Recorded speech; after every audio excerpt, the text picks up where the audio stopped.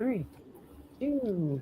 Hey, hey, What's up, what's everybody? going on? Hello, hello, hello. Welcome to our live Ask Us Anything. Anything. Ask Yes. Us Anything. Thank you for coming and tuning in. Yes. My name is Angela, and this And is, Lamar. and we are Lamar and Angela, two expats that are originally from the United States and in 2022 left all of that behind to live our best lives Yep. here in Mexico. We came here with our three kids Yeah. and two dogs Yeah. and literally uprooted our entire life and brought it here to Mexico. So we thought, especially in light of the current events, we Yes. thought we would offer a chance for persons who may have questions and would like to know what is life like in Mexico? What is it all about? How, what, why? Ask us anything. Yes. Ask us anything. And then on top of that, we have special guests with us today. Yes. We've Yes. brought our friends with us to help answer your questions, and we're going to bring them into our live right now. We've got our good friends Danielle Danielle. and Aisha, who Yes. are also expats living here in Mexico, to be able to answer all of your questions.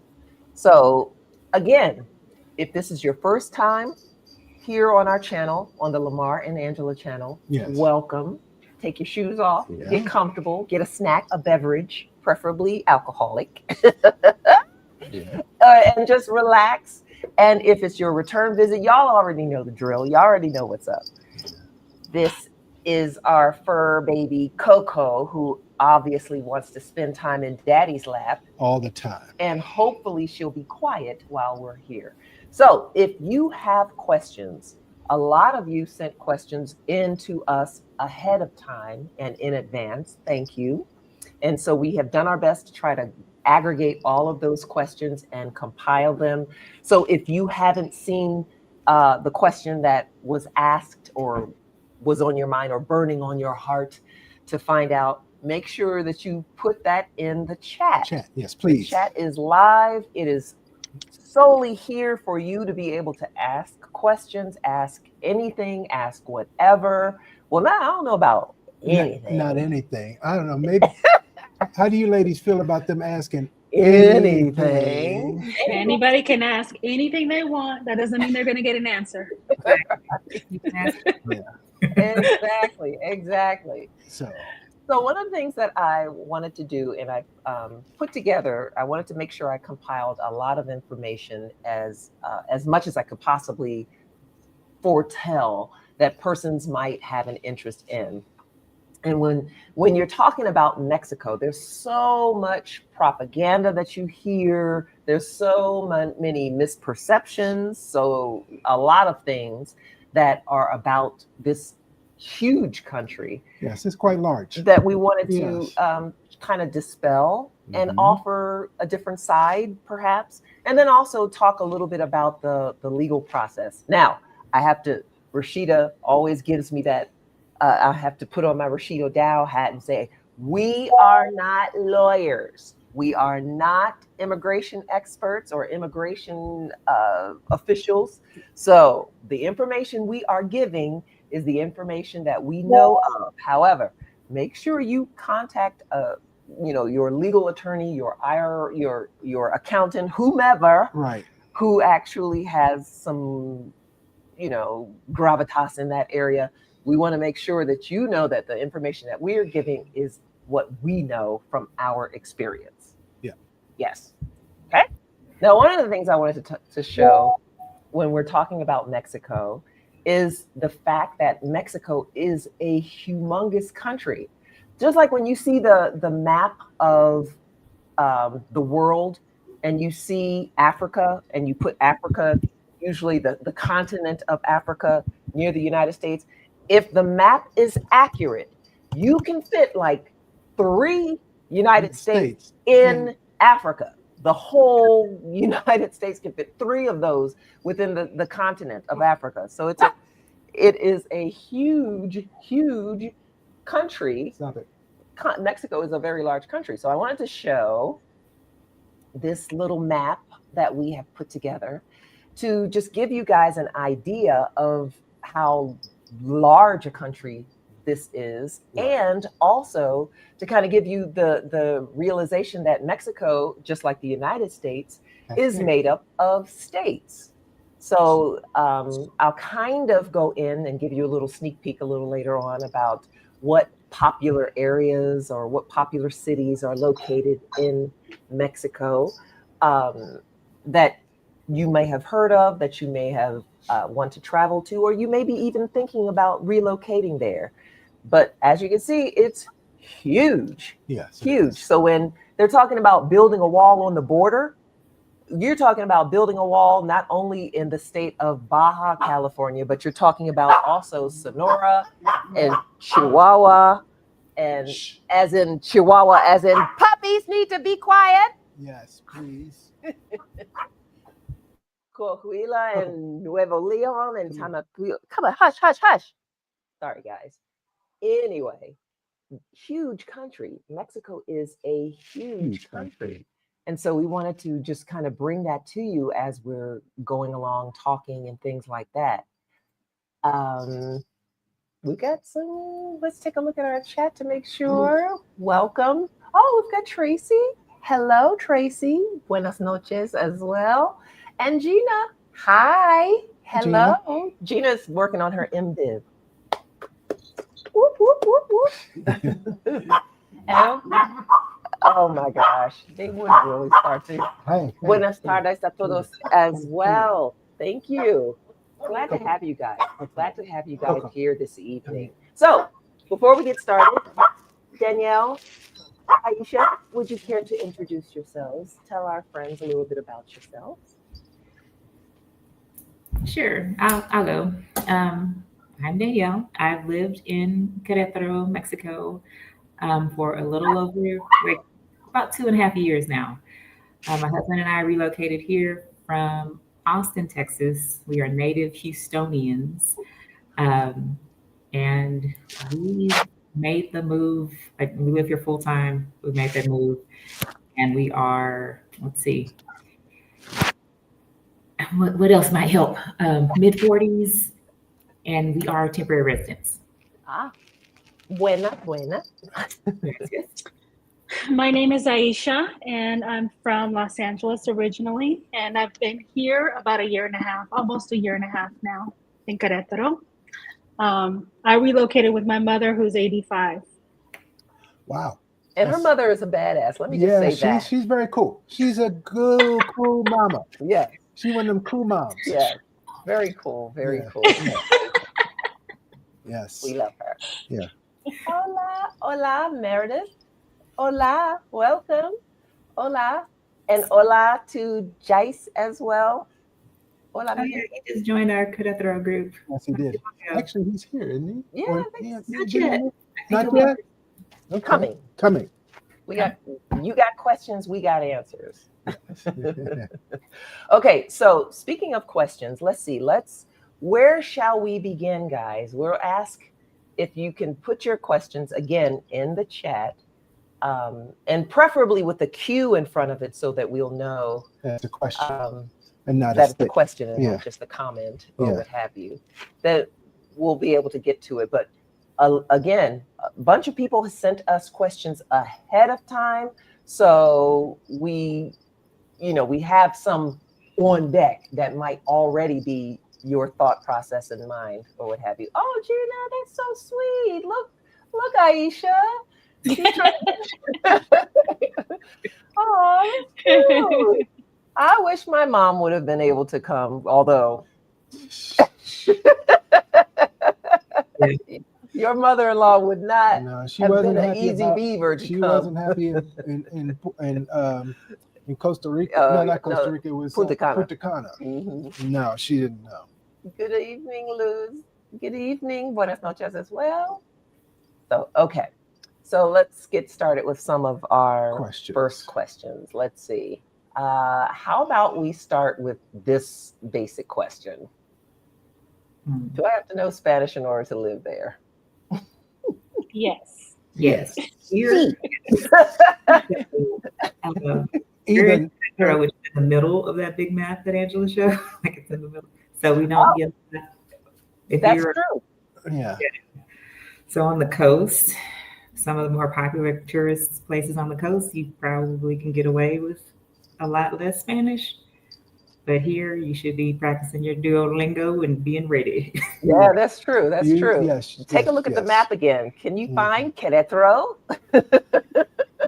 Querétaro is smack dab in the center of the country.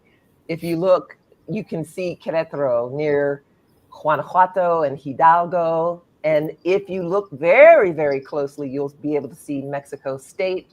That includes Mexico City. But we live in the heart of the country, which gives, it's beautiful here, but you definitely need to know. Some Spanish. You need to know Spanish. And it's essential that you are learning or have good knowledge of Spanish and continue your learning. Mhm. You can't just sit here and fake it like you would in Puerto Vallarta or in San Miguel. Now that's a good point. That's a good point. If you are looking at, if you're looking at the map, certain areas of the country, especially if there's water nearby, you may be able to Right. find more English speaking done because of the tourism that happens. Yes.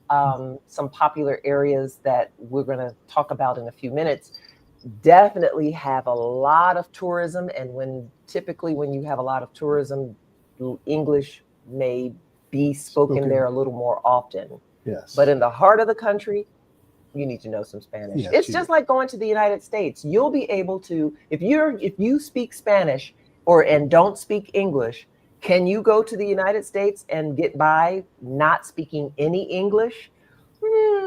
Depends on where you go. Depends on where you go. You go to Houston, go to LA, you're fine. But if you go to Idaho, Utah, Yeah. or Wisconsin, right, exactly, you may not be able to get by with that or what have you. I'm gonna show in our presentation some popular areas of the country. Baja California Sur, those popular areas. You might recognize those areas for having, for being Tijuana. Yeah. Tijuana is in Baja, right, in the Baja area. Let's go to Sinaloa. Mazatlan, if you've heard of Mazatlan, you've heard of that.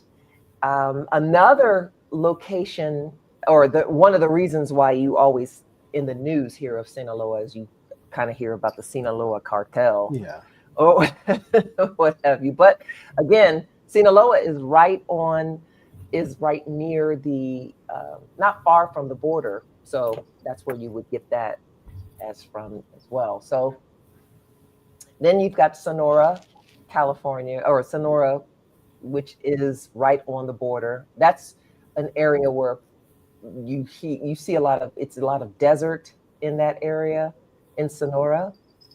And then Chihuahua, like the dog, Yep. Chihuahua is a very popular, well, I wouldn't say popular area, but it's an area of Mexico.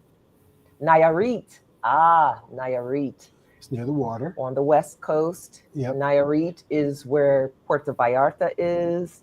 And Nayarit also is one of those beautiful tourist areas where you have the Riviera Nayarit as well. Durango is in the more of the northern part of the country, near mountains and things of that nature. So you've got Durango, which gives you that mountainous area. Guanajuato, which is not far from where we are here in Querétaro State.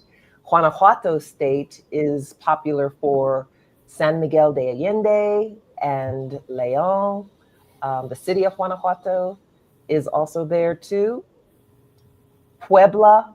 Puebla is the state that's right south of Mexico City. And Puebla has an active volcano in Puebla. But Puebla, the city of Puebla in the state of Puebla, is a popular area that I hear a lot of expats checking out.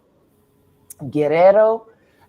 Guerrero is another popular area that is best known for Acapulco.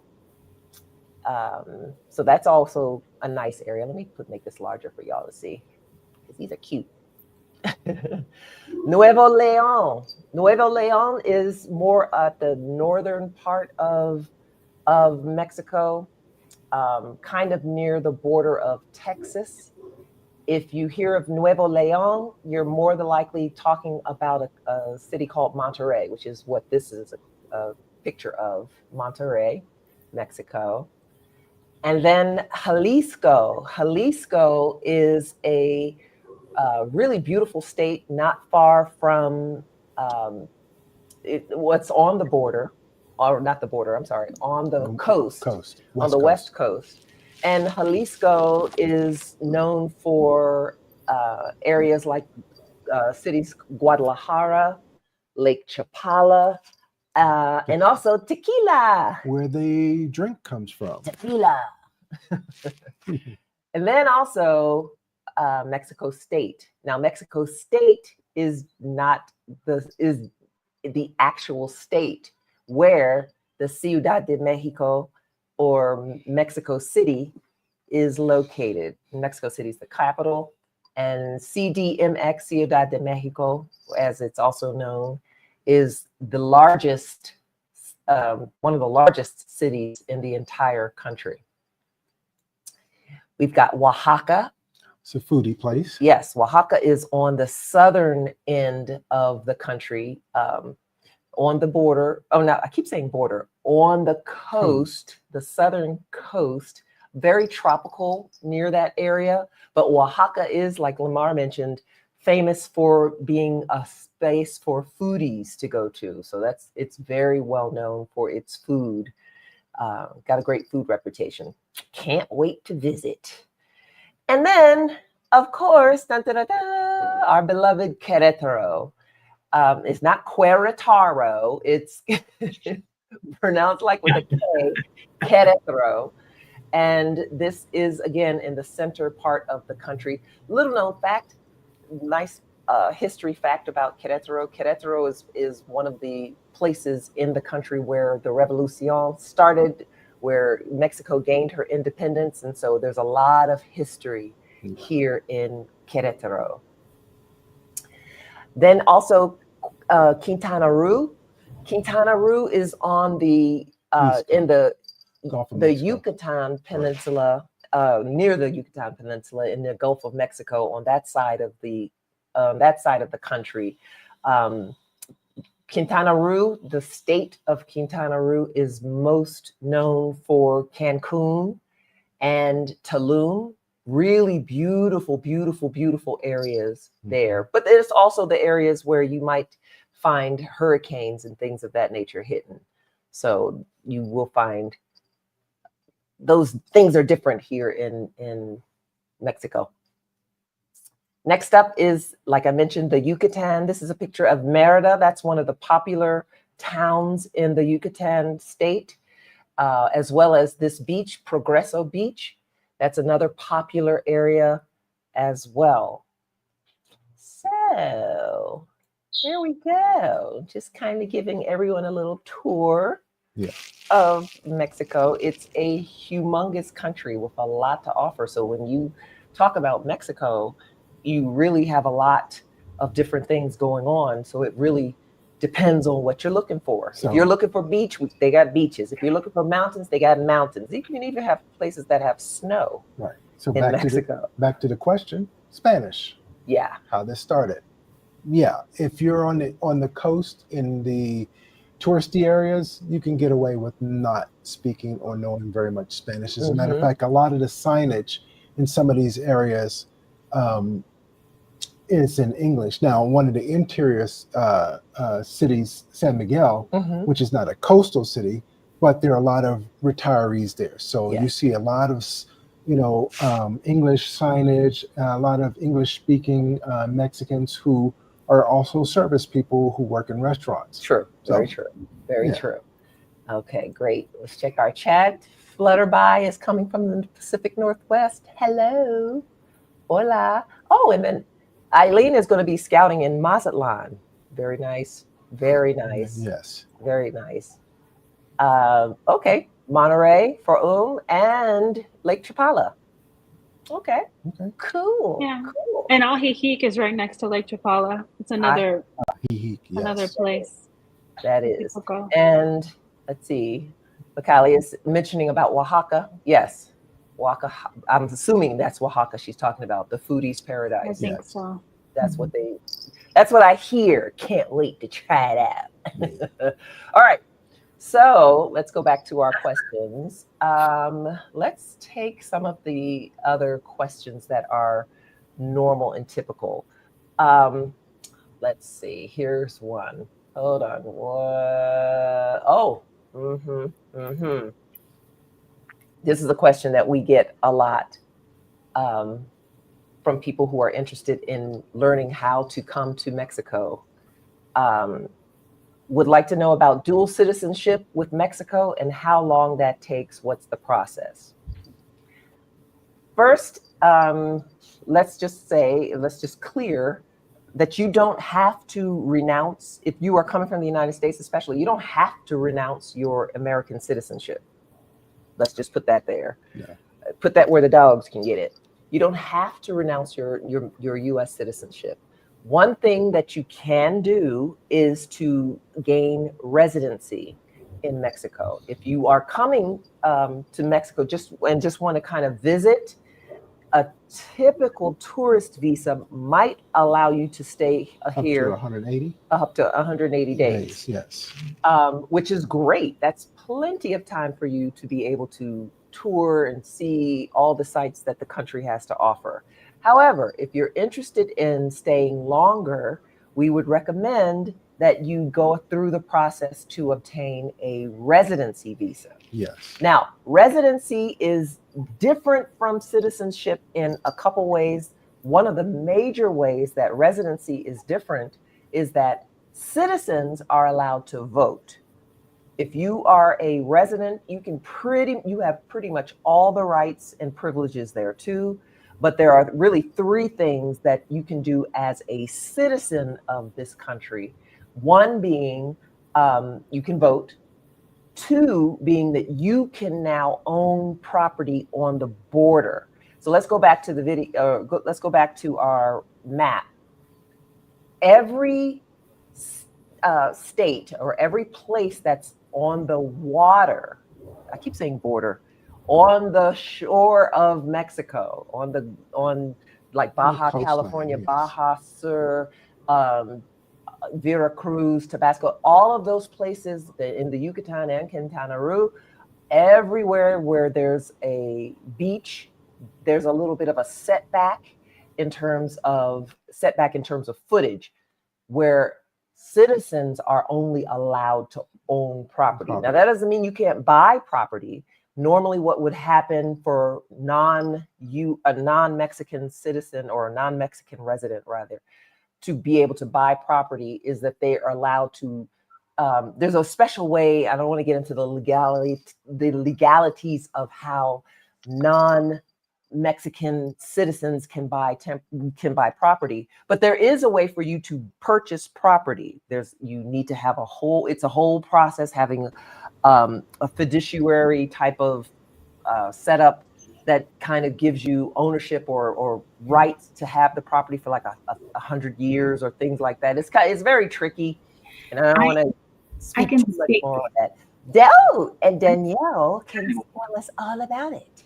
I can speak to that a little bit. Awesome. Part of the Mexican Constitution, I think, is Article 26 or 27. And I bring it up because that's what the form is called, Articulo 26 or 27, that you have to fill out.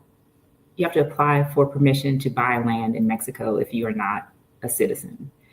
So for me, because we bought a piece of property in Querétaro, we had to apply for this, and it's not a difficult process. It's just it's a bureaucratic process. So fill out a form, pay a fee, wait some weeks, and then you get your proof, comprobante, your receipt that says you are approved to purchase land in Mexico. And as you do that, you basically agree to follow the rules and regulations of Mexico and not your home country. So if something happens, you don't, I don't know, try to get the US government involved. I don't know why, but you sign that. For land on the coast, though, I believe it's 5 miles or 5 kilometers or 15. I don't, anyway, not sure. But some, like you said, some setback from the coast, you cannot buy that land outright like we could. You have to essentially form a trust. And if you go to the Mexican government's website, so I believe you just Google Mexican government, Article 26, Article 27, and it'll come up and they'll show you the 2 different categories, and it explains it in pretty detailed, in a pretty detailed way. If you're buying land on the coast, you do have to set up the equivalent of a trust. You have to pay for someone to manage that trust, and you have to do some annual fees and dues. But there's companies that'll handle all of that for you, but it is more expensive, but you do have the rights to that land. Because I know a lot of people are concerned about, if you buy it, can you will it to your children? Yes, you can, as long as you follow all of these rules and regulations and you have those documents stamped and signed and approved by the Mexican government. Right. Mhm. Okay, that's it. Mhm. Nice. Cool. Yes, Very good. Very that is good. good information to know. Yes. The other good information to know, speaking on dual citizenship and the residency process, you can come to Mexico, like I mentioned, on a tourist visa. But if you're interested in staying longer, I really would recommend that you get temporary residency. Yeah, because this bopping back and forth, some people like to, stick their foot in and take it back out every 100 or before their visa expires, and then come back in and get another, tourist visa, and they're starting to crack down on it. Right. At one point, they weren't using a lot of automation. Mm-hmm. Now they're using a lot of automation to track who's been in, how long. So you need to really, if you can do it, apply for your residency and get your residency and do it the right way. Yeah, what Lamar's talking about is people who like to do border runs, what's called a border run. You basically come to Mexico, you get your, say, 180 days, and then right before your 180 days are up, you take a flight back into the United States and then turn around and come right back in and boop, get another 180 days. So people were doing that hop across the border thing for a while there, and Mexico kind of was being lax about it and not really giving too big a deal. Right. COVID kind of changed that, and then they started looking at things a little bit more closely. And now I would not do that, because that's an easy way to get barred from the country permanently and not left. I mean, there are some people that I know who have apartments, who had gotten apartments and were renting and all that kind of stuff, and hopped across the border, were hopping across the border, and then tried to make a hop back. And Mexico was like, nope, you can't come back. And so now they're not even able to come back into Mexico to get their things. And so that illegal. Yeah, we've all heard those stories. Yes. Yeah. So I that is something I would not recommend. Go through the residency process. And then one other thing we talked about the other day was the fact, as a citizen versus a temporary resident or permanent resident, is that you cannot protest stuff here. That's the third thing. You can't do that, because if you don't like it, they can just say, well, you don't like it, you're just a resident here, get out, and send you back home. Mm-hmm. So, just keep your mouth shut. So I feel like that is worth talking about, because as I don't know about y'all. Oh yeah, y'all definitely y'all's DC-ness. But as Black people, you want to be out there. Like you see people marching in the streets, you're like, yes, I support women's rights. I'm gonna pick up this sign. Don't pick up that sign. You are No, not no, don't do the right to protest. That's right. Like like my neighbors come by, we're like, oh, we want you to sign this petition because the water or whatever, we want to bring it to the government. I'm like, nope, I can't sign, y'all. They not like us. They not like us. it. Right. So that's a quick way to get booted out of the And country. in the documentation that you sign with your residency, they call that out. They say, hey, we don't want foreign influence on our government. That's the way they look at it. Like Right. you, Right. but Right. in the day to day, like yeah, don't get in that protest. So the way to gain residency, if you are interested in temporary residency or permanent residency, let me talk about the difference between the two. Temporary residency is what you are able to get that gives you a year up to 4 years of being a temporary resident of Mexico. The process to get your residency usually begins outside of Mexico. It starts in your home country, whatever your home country it is. So you would normally go to either the embassy or a consulate and make an application there. Now, before I go into that, let me just say something about this the process of going to a consulate to gain residency in the United States. Now, I can't necessarily speak to how they do things outside in other countries. However, Mexican consulates have the latitude to accept or require different paperwork depending on where you go. Right. And it also set the number or the amount that you need to qualify differently depending on what location you go to. Lamar and I are from Washington, D.C. We went to the D.C. Consulate. Yeah. However, there are other consulates all over the country that you may go to. Now, back in 2022, when we went and gained residency, and we have a whole video. If you're interested in seeing that whole process, we did a whole video from soup to nuts and covered that whole thing. So check that out in our channel. But also, the process of going through and getting your residency may vary depending upon what location you go to. So I would definitely check with the location, because some areas of the country require more money that you show that you have available than others. Right. Some areas require different paperwork. So you really have to be careful about which location you go to, because some of the immigration, the officials that work at the consulate have the latitude to be able to ask for what they want. You know, it's kind of like a general guideline. I mean, And if you're coming with kids, this is something that logistically you need to know about. So when we were going, they split us up. And it didn't every person on that application has to have a separate appointment. So if you Appointment. have a baby, the baby has to have a separate appointment. So the baby has to get in their car, you know, and drive to the consulate. No.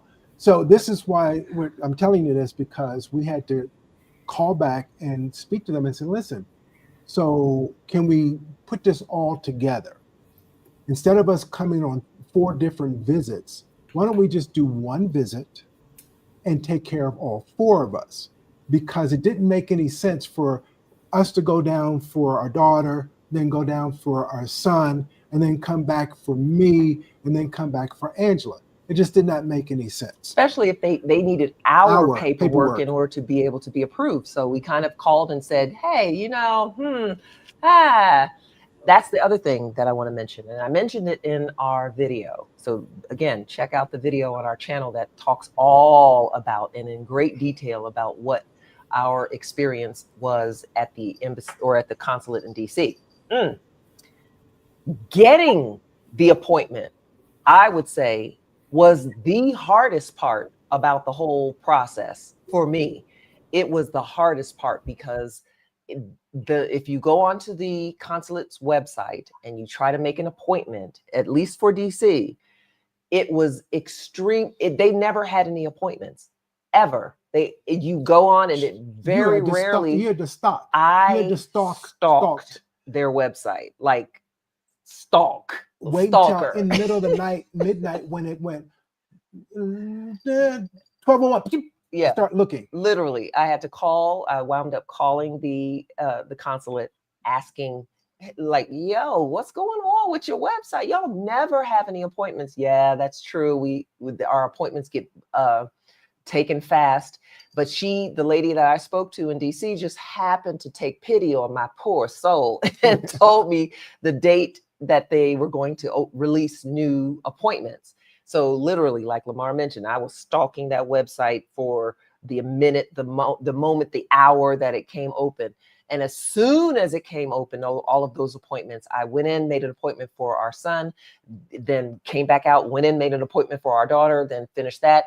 And just in that amount of time, that filling out the appointment request for my son, filling out the appointment request for my daughter, almost all of the appointment slots were taken.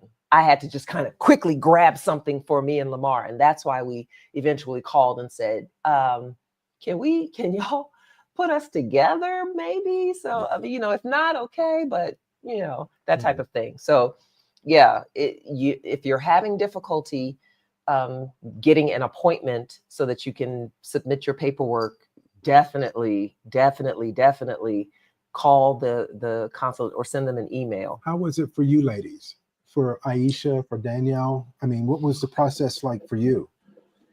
For me, it was a little different because they have a program, I think it's still going on, where if you've been in Mexico between certain years, and you have a stamp in your passport, they'll you don't have to go through the consulate. You just apply directly to Mexico to get your temporary residency. And because I live so close to Mexico from living in LA, I just drove down to Mexico. I hired somebody to do the stuff, the paperwork, and stay in line and do all this stuff for me. And so I took 3 trips to Mexico, and I had it's a green card. I had a green card. Cool. Yeah. I'm not sure if that normalization program is still in existence, but that was a path to residency that they were offering at one point in time, especially during the pandemic, when people weren't able to leave and weren't able to, get out of the country. So that was definitely that time period after the pandemic had started to die down, where you started to see Mexico go, okay, we'll figure out a way for you to, be able to stay. Danielle? Yeah, and people kept saying they're going to cancel it. Every year, people are saying so it hasn't been canceled. So if anybody wants to do it in that way, it's still available. But every January, you don't know. Yeah. So if you haven't, okay. Yeah. So if you have not, if you qualify, I would definitely try to take advantage of it, because it's worth looking into for sure. Okay, so temporary residency. Let's talk about it. Now, one of the things that you'll notice in terms of the financial requirements is that the residency is based upon minimum wage in Mexico. And as of today, the minimum wage in Mexico is 248 pesos, which equates to about $12.19 USD. So their formula for how they determine their amount is based off of this minimum wage amount. Now, notice that the minimum wage in Mexico goes up every year.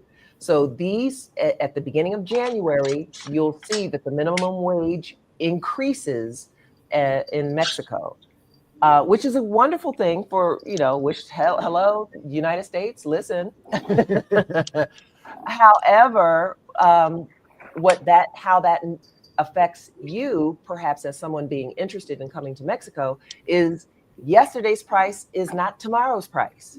So please note that the price will continue to go up as the Mexican minimum wage goes up. Right. So for temporary residency, two ways. You either need to prove that you have a monthly net income that is 300 days of the minimum wage, which translates to about, right now, as of the currency rate, you need to be able to prove that you have $4,394 worth of income for the past 6 months. You need to have proof. Some consulates might require or request that you show 12 months of proof. All right. Or the other way that you can qualify is to show your bank account, bank statements, income that comes from a pension, income that comes from Social Security, whatever. But you need to be able to show an average monthly balance in your bank account of 5,000 days of the minimum wage, which equates to, in today's dollars at USD, is about $73,000. You need to show that in your savings account, in your bank account, in your investment accounts, which could include your 401k, that you have had at least 12 months of $73,000 in your bank account. And the total can't fall below that amount. So say you had 73 for, 6 months, and then it dropped down to 72, and then went back up to 73. Nope, start all over. So it has to be all 12 months. And they're kind of a stickler on that too. So that's for temporary residency. When you first come and you apply, you get 1 year of temporary residency. Now you can also extend that time to up to 4 years worth. So you pay a fee, and then you're able to extend from that first year, or it maybe go all the way to the 4-year limit, which is what Lamar and I have done. We've paid for 4 years of residency. Yes. At the end of that 4 years, you can then be changed into permanent residency. Now, you can gain permanent residency, and the only difference between temporary and one of the differences between temporary and permanent is that you don't, with temporary, you have to keep coming back to let them know where you are, and also to let them to pay for the next year, or pay your continuing your residency. If you're permanent, that's it. No more of that. You don't have to do any of those things. So for permanent residency, typically they'll offer permanent residency. They may offer you that to you right off the bat if you are of retirement age. That was one of the things they asked us. Are you retired? Are you planning to retire? Lamar's was at the time closer to retirement I'm age. even closer now. Yeah, but I wasn't. So Lamar might have been able to gain residency. The difference is that they'll expect you not to be working as a permanent resident unless you have a visa that allows that. If you have a visa that allows for a business or being able to have employment in the country, that makes a difference too. But anyway, for permanent residency, notice that the time frame in terms of the minimum wage days are different. You need to be able to show that you have at least $7,300 worth of income for this past 6 months, or be able to show, as in your savings, investments, et cetera, be able to show that you have $292,940 in your bank account for 12 months. Now that can be, however, it adds up. If you have some in savings, and if you have a 401k, and you're also receiving a steady pension or Social Security income, all of those adding up to that amount. But again, you need to be able to show that you have that minimum balance for at least that 12-month period. I just want to make one differentiation here. Once you're a temporary resident and you've done your 4 years, you can just go into permanent residency. Yes, You don't need to absolutely. go through this. Correct. Absolutely. Correct. And also, like I might want to mention too, that when you are a temporary resident, and all of that paperwork that you showed when you first gained residency, or in order to become a temporary or permanent resident, you only need to show that paperwork one time. So the financial qualifications, you don't have to keep going back showing them your financial requirements each and every year. You just simply pay the fee for that residency, for the residency for that year, or pay it for 3 years after you've done your first year. Yeah. And then that's it. When you roll over to permanent residency, you don't have to show any of the paperwork again either. It's just paying a fee and rolling it over, and then you become permanent. And one more thing. I got my residency a year before I came here. And because I had my residency, I was able to bring my mom to get her residency as I think it's called family reunification. Family So reunification. she didn't have to do any of that. She just needed to have me go with her to do the paperwork, and she got her card with no problem. Right. Yep. Yep. The other That is definitely a way to get in. Now, for our children were under the age of 18 when we applied for our residency. So they, of course, did not need to they could not provide any documentation or anything of that nature. They became temporary residents. And then as we have renewed our temporary residency, their residency is renewed also. Right. When at the end of our temporary residency time, when we get converted to permanent, they will be able to take advantage of that because they were already temporary residents. Side note, they would have to be here. They can't just do it virtually. They would have to come to the appointment with us. Yes. Now, for our older daughter, our eldest daughter was a full-grown adult at the time. She did not come in under family reunification. She qualified for residency on her own, and she had to have her own paperwork because she was an adult. So she wasn't able to use our residency to get in. But family reunification is a way that some people are taking advantage of that. Now, had we gained our residency and then she wanted to come years later, that probably would be a way for us to be able to get her in as well. Daniel had something to say. I just wanted to say a couple of things.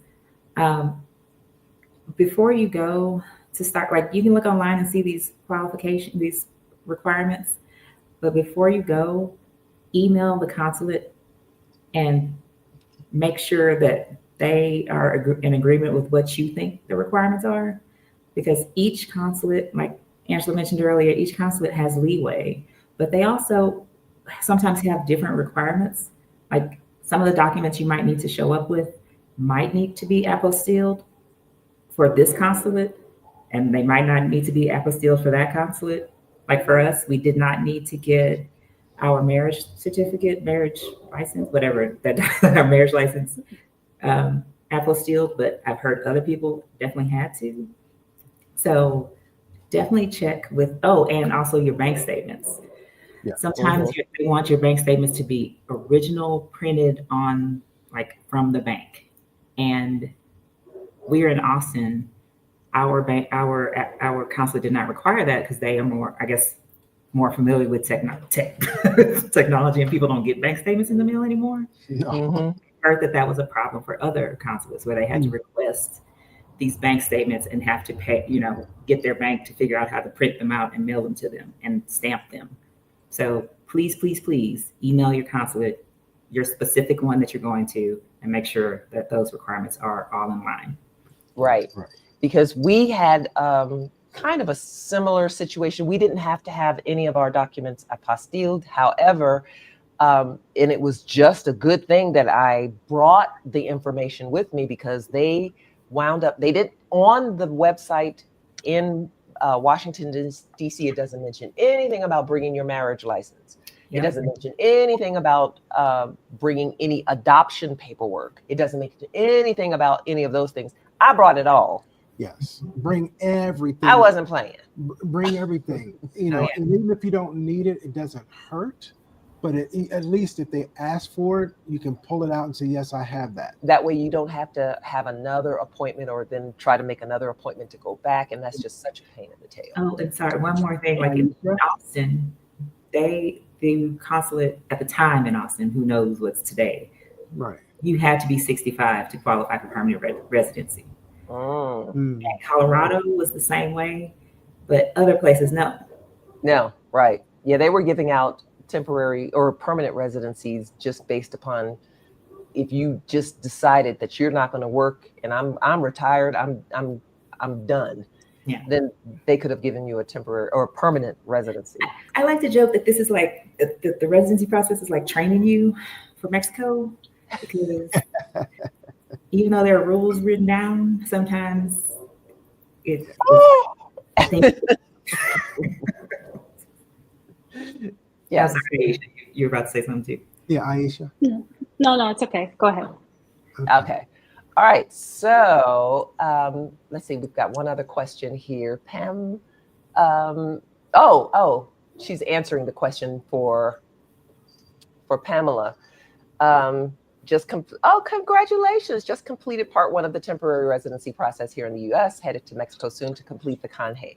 Okay. So yes, God is good. Yes. Okay. So that's the first part of the residency process. When you get your temporary, you get your appointment, you go to the consulate, you show them your paperwork, they will sign off on it and say, give you a stamp in your passport that says that you officially are able to come to Mexico as a temporary resident. You now have 6 months to get your butt to Mexico and be able to come in to show that you get here. You actually arrived. Right. If you don't come to Mexico within that, after that, if you miss that 6-month deadline, guess what? You start all over again. If you come into Mexico with your freshly minted visa, your temporary residence visa, but go through the tourist line and they stamp you as a tourist, guess what? You got to go all the way over that again. And you don't want to do that. Right. So the Canje process is really a process that tells you to get to Mexico and be able to establish yourself there. What happens when you get here is you will now come to or present yourself to whatever consulate or whatever IMS. Was it IMS? INMS. Immigration. That's it. The Mexican immigration you will Okay. Yeah, I know, right? INM. Sorry, INM. Yeah. So when you get here, you will report to the local office wherever you are and show your paperwork and be able to get a temporary residence card. Now, as a part of that process, there's something that some people don't necessarily know, that within that the process of coming to Mexico, you have 6 months to get here.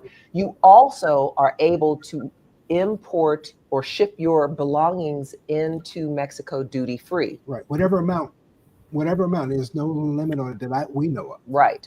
So that's like a little known fact that some people don't take advantage of. We took advantage of it because we knew that we weren't coming back. So we brought our things and shipped our belongings into the country. We also drove to Mexico, which is another little caveat for the difference between temporary and permanent residency.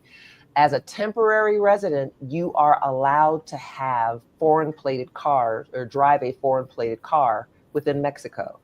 Now, the moment that you become permanent, you are no longer able to drive your foreign plated car in Mexico, and you now have to drive that car back across the border and leave it there and come back into Mexico. As you are able to drive in Mexico as a temporary resident, your car gets a temporary import permit, a tip. then that's what you are able to use to be able to drive your car here. Now, we may have some more information on that from locals here who have been giving us information on How to naturalize your car. Mhm. So there's a way to do that. If it meets certain guidelines Right. and certain stipulations. Right. Yeah, Aisha? and people should also be aware that there's certain years that you can bring your car in. Like the car has to be certain years. It can't be older than whatever year that they have mentioned. And Right. then if you have, oh, I forgot what else I was going to say, but the age of the car was important Right. because Right. not every car can come in. Right. Right. Very true. True. Very true. And I don't know if I would want every car to come in. These potholes in Mexico. And topes. Topes. Are maddening here. That's Speed the way bumps. they control. Topes are speed bumps. Yes, that's the way they control the speed. They don't. I don't think I've ever seen a speed camera here. Oh yeah, No, there's speed cameras here in They Querétaro. are. Yeah, I haven't seen them. They're on the. We'll talk about that later. But yes, Yeah. So one other quick question about our residency process. Her daughter turns 18 in 2 days. So should she be separate or be part? Well, if she turns 18 in 2 days, she's going to have to be separate because she will be 18 if you're making an application.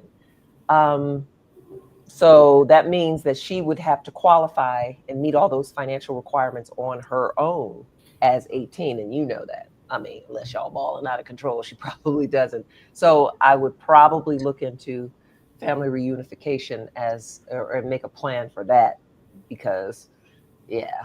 yeah. So that's where you would have to get yours first, and then bring your daughter in later. Yeah. So maybe your daughter could come in on a tourist visa. Yeah. Yes. And then Oh, y'all thanks, Michelle. Thanks, Michelle. She remembers our video. Oh, great. Thank you. Yeah, we tried to make sure you got all the details and all the information on how to, on that whole process. Just so, you know. Oh, thanks. Okay. So let's see. We've got a bunch of questions. Let's see. Where shall we begin? Okay. Oh, ooh. Okay, that's a really good question. Let me flag that. Okay, so talking about once we're through the process of residency and you have gained access to come to Mexico, I wanted to talk about that dual citizenship thing again. To become a citizen, I forgot the number of years off the top of my dome, how many years you need to have resided in Mexico. But the process to become a citizen really involves taking a test and becoming fluent in Spanish and paying a fee. That's essentially what it is. And the test I hear is like a history test, knowing the history of Mexico and things like that. And then also being able to prove and show that you can literally speak Spanish. And so I know of some expats who have done that, who have become citizens. Again, you don't have to revoke your citizenship with the United States. However, Uncle Sam likes to have his hands in our pockets, regardless of where we go. So the only way to get Uncle Sam out your pockets is to probably renounce citizenship. Right. But listen, if you're renouncing, I am not the person to talk to about that. Definitely talk to your financial planner, talk to your lawyer, talk to your priest, talk to whomever about the whole process of, or the benefit of becoming a Mexican citizen and renouncing your U.S. citizenship. You will lose your Social Security, but Social Security may be a thing of the past thanks to the Great Pumpkin. And so just look into those things or be careful about those things before you start to make that process. And I'm not any of those lawyer things, but one of the things that we always think about is that we do like to travel, and having a blue passport really is nice. The U.S. passport is very nice. You can always do dual citizenship if you want to also have a Mexican passport. Right.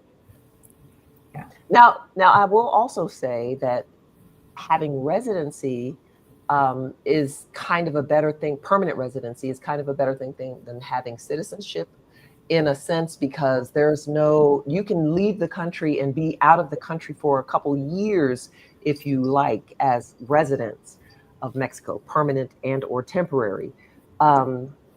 I don't believe, and I was told that that's not the case for Mexican citizens. Right. So we just want to put that out there as well. Okay, so let's see. This is the question that someone wanted to know. Let's ask that. What types of conversations should be had with my employer other than asking whether they allow employees to work in Mexico? What questions should I ask? Well, the first thing, when you're ready to ask, you're ready to quit. Because Yeah. Real talk. like, just seriously. But some other questions, like you can ask your employee, depending on what kind of company you work for, if they have a sabbatical program where you can take unpaid leave, and so that they won't really care that you're in Mexico, and you can just be here and figure out if this is for you, and then go back and have a deeper conversation with them. But again, that's unpaid leave. Yeah. Some employers do have paid leave programs, but they usually cap out at like 4 to 6 weeks. Yep. Yeah. In terms of conversations or questions you should ask, if 9 times out of 10, if you're a government employee, and particularly we were in DC working for the federal government, That's a no-no. that's probably a hard no. That's a hard no. That's probably a hard no. And Or if anything- your employer has government contracts, right. that's Another also hard no. Right. It's a hard no. If you have and especially, of course, this goes without saying, if you have a security clearance of any kind, no. Yeah. No. And the difficult part of this is convincing. It's not even convincing. It's also legal and taxation, and where you reside, what state you're in, taxes, unemployment insurance that they pay out for you through deductions and things like that. That they say that they can't get around that. I think it's a bunch of bull, but that's just me. If it's a job that's totally online, help desk or something like that, or you're doing system admin stuff and it's all in the cloud, and it doesn't require a clearance, and you're not working for the federal government, it doesn't make sense. But more than likely, like Danielle said, just be prepared to say adios. So I worked for a very large healthcare company before I moved, and they wouldn't allow me to work here because we have Department of Defense contracts. I didn't touch the DoD. I didn't have any access to any of that information, but just because one part of the company that was a major source of revenue, they didn't want to risk it. And so, like Lamar said, like it doesn't make sense all the time, but again, that's not your company. So No. Now, with the advent of VPNs and things of that nature, there are some people who may try to do the risky thing of, well, my job is 100% remote. I don't ever have to come into the office. I log in. I can just go and just not tell. Don't ask, don't tell. Yeah, but a recent experience with one of our friends, when the IT department of that said company decides to make changes to their firewall and won't accept anonymous logins, and they keep logging you out because you are coming in via a VPN, which is anonymous, then it becomes a problem. And so that is the issue of doing it with a VPN. You can try it, and I wish you all the best. And if it works out for you, I'm happy for you. But I'm just, here to tell you, as an IT professional, it's going to be very difficult for you to pass that off and sneak through with that, because eventually you're going to be found out and they're going to ask you to resign, and that's it. You're done. There have been, we've seen, if I've seen it once, I've seen it a couple of times where people who thought they could try to come to Mexico or come to wherever, be a digital nomad wherever, and their employer found out and then gave them the axe and now now you're out of a job. Right. So And- be careful with that. And I was a leader of a team, and I've been in situations where IT has come to me and said, "Hey, somebody from your team is logging in from X country. Did you know that?" And I would have to say yes, because I did, because my team would tell me, such and such is on long vacation. He has a pre-approved, blah, blah, this is fine. So I know that sometimes it might not feel like they are paying attention, but every now and then there'll be some log poll reconfiguration or something. And if your manager does not know where you are, they can just kick you off. Yeah, that's automation. When you have blue coat servers within an organization, checking what websites you're going to, who's coming in, firewalls are always automated, sending out reports to people, flagging things that they've already put in the system to look for, and they get a report. And they'll go through that report and say, and come back to those leaders of those teams like Danielle and say, did you know about this? And then you have to give them the answer, yes, I did. But after a while, it's like somebody tries to do that. Like when you said go on a sabbatical, and then if the job is 100% remote, and then don't tell your employer, oh, I stayed in Mexico. They're going to find out. Yeah. So, I mean, one day it'll become a global world where people can work from everywhere. I mean, and this is a conversation I've had with friends of mine. So some of these companies like Microsoft, Google, and other places, Amazon, have call centers in India. Mm-hmm. Isn't that remote work? Somebody working for your company and a contracted worker I can't do that as an individual. It just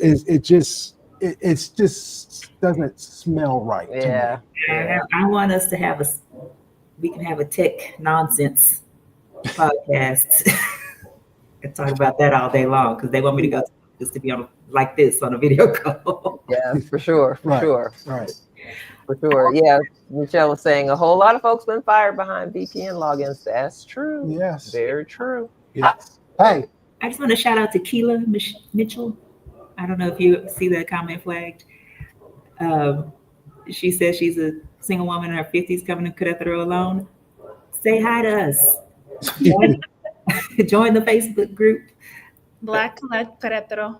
Yes. Yes, true. Very true. We do have a group that we enjoy, and it's a community that helps us as form connections and form bonds and ask questions and all that kinds of thing. So if you are interested in joining our Facebook group, it is Black Querétaro. Look us up on Facebook. Yes. For Black Querétaro. Now, there are also other groups in other areas of Mexico. There's a group in Puerto Vallarta. There's a group in Tulum. There's a group in Mérida. Mm-hmm. A very active group in Mérida. So check out Facebook, the groups, to see if there are groups in areas that you are interested in coming to. They can answer specific questions about if you're interested in those areas for sure to move to, and they can give you the ins and outs. They can give you the who's who and what you can do there. Yes. But we also want to warn you that not everybody is friendly in these groups. Not the Black Querétaro group. Some of the other groups. Our group is not have any problem. Our group is fine. There's other groups in Querétaro besides our group. There's much larger groups with all kinds of expats from all over the world, mostly United States, but also Canada, Europe, everywhere. So just keep that in mind. Everybody is not going to be your friend, and everybody's not going to be willing to help you, but you just have to look and find the people who will be those people who can help you. Yeah.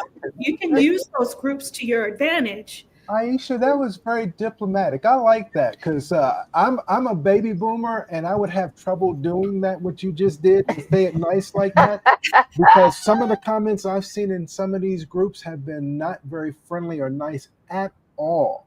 The point. Some of the non-melanated kind. Yeah, and it's sad. I mean, it brings me back to our guest that we had in our former Airbnb. She was told, and someone got upset with her about the stuff that she was bringing to Mexico, and told her, why would you waste your money and blah, blah. That's her business, her journey.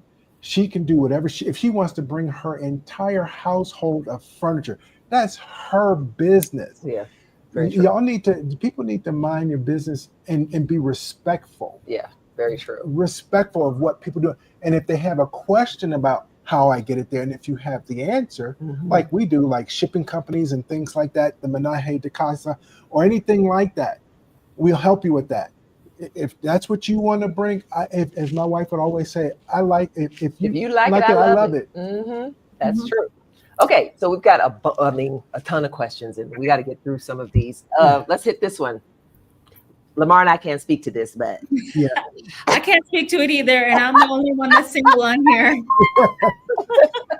But I hear a lot of people are on Tinder, Bumble, and I think Hinge. Bumble? Keep your ears. Don't worry about it. What's a Bumble? Like Yeah, so I've heard a lot of different things, like people are lying on their profiles. They're much shorter than they say on their profiles, like stuff like that. Do they have a Neve here? Catfish here in Mexican catfish? Mexican catfish? Probably. I don't know. Probably. Now, our oldest daughter, she's here in Mexico.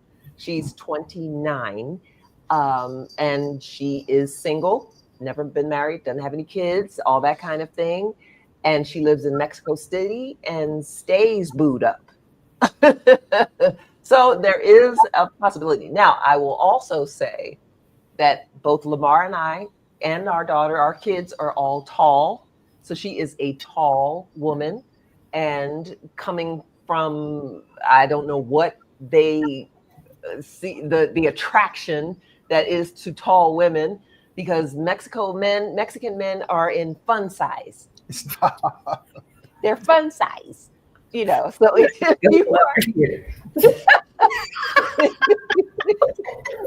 you are interested in the fun size men, there's plenty of them here. Unless they are from the descendants of Spanish folk. Yeah, true. Then possibly. They're a little bit taller. But your indigenous people here are diminutive in size. They're small. Very little. They're tiny. And sometimes I mistake them for children. Yeah, they get little. And I'm not that's not hyperbolic or not trying to be funny, but I've seen them walking down the street. And I think it's No, we can say that because Lamar and I are both over 6 feet. Yes. But they're little. Also, Lamar is what did he say? He's a boomer. He doesn't know how to talk like that. They're little. They're little fun-sized people. So just great people, though. I have to say, I wonderful. have nothing but love for Mexican people. Yes, they have been absolutely fantastic being here. Fantastic. And like I said, my daughter stays booed up. You keep calling them fun size. Okay. Like the little Snickers. Stop it. Okay. Can we talk about shopping?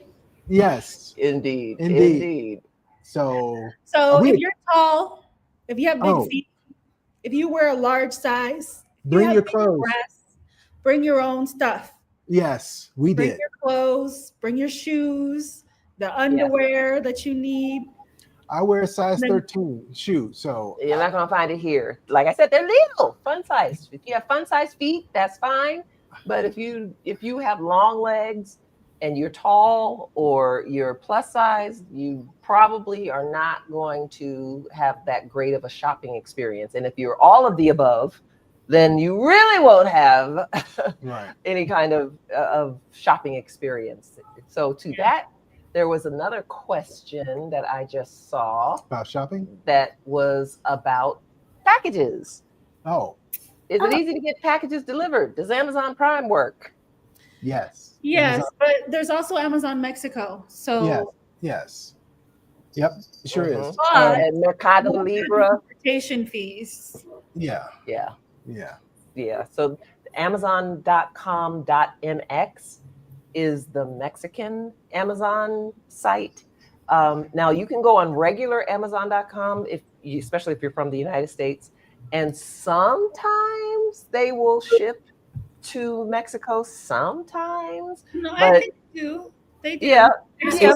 You know, What I mean by sometimes is that sometimes the item is not available to be shipped to Mexico. Right. Yeah, And it's so, usually small businesses yeah, that will have.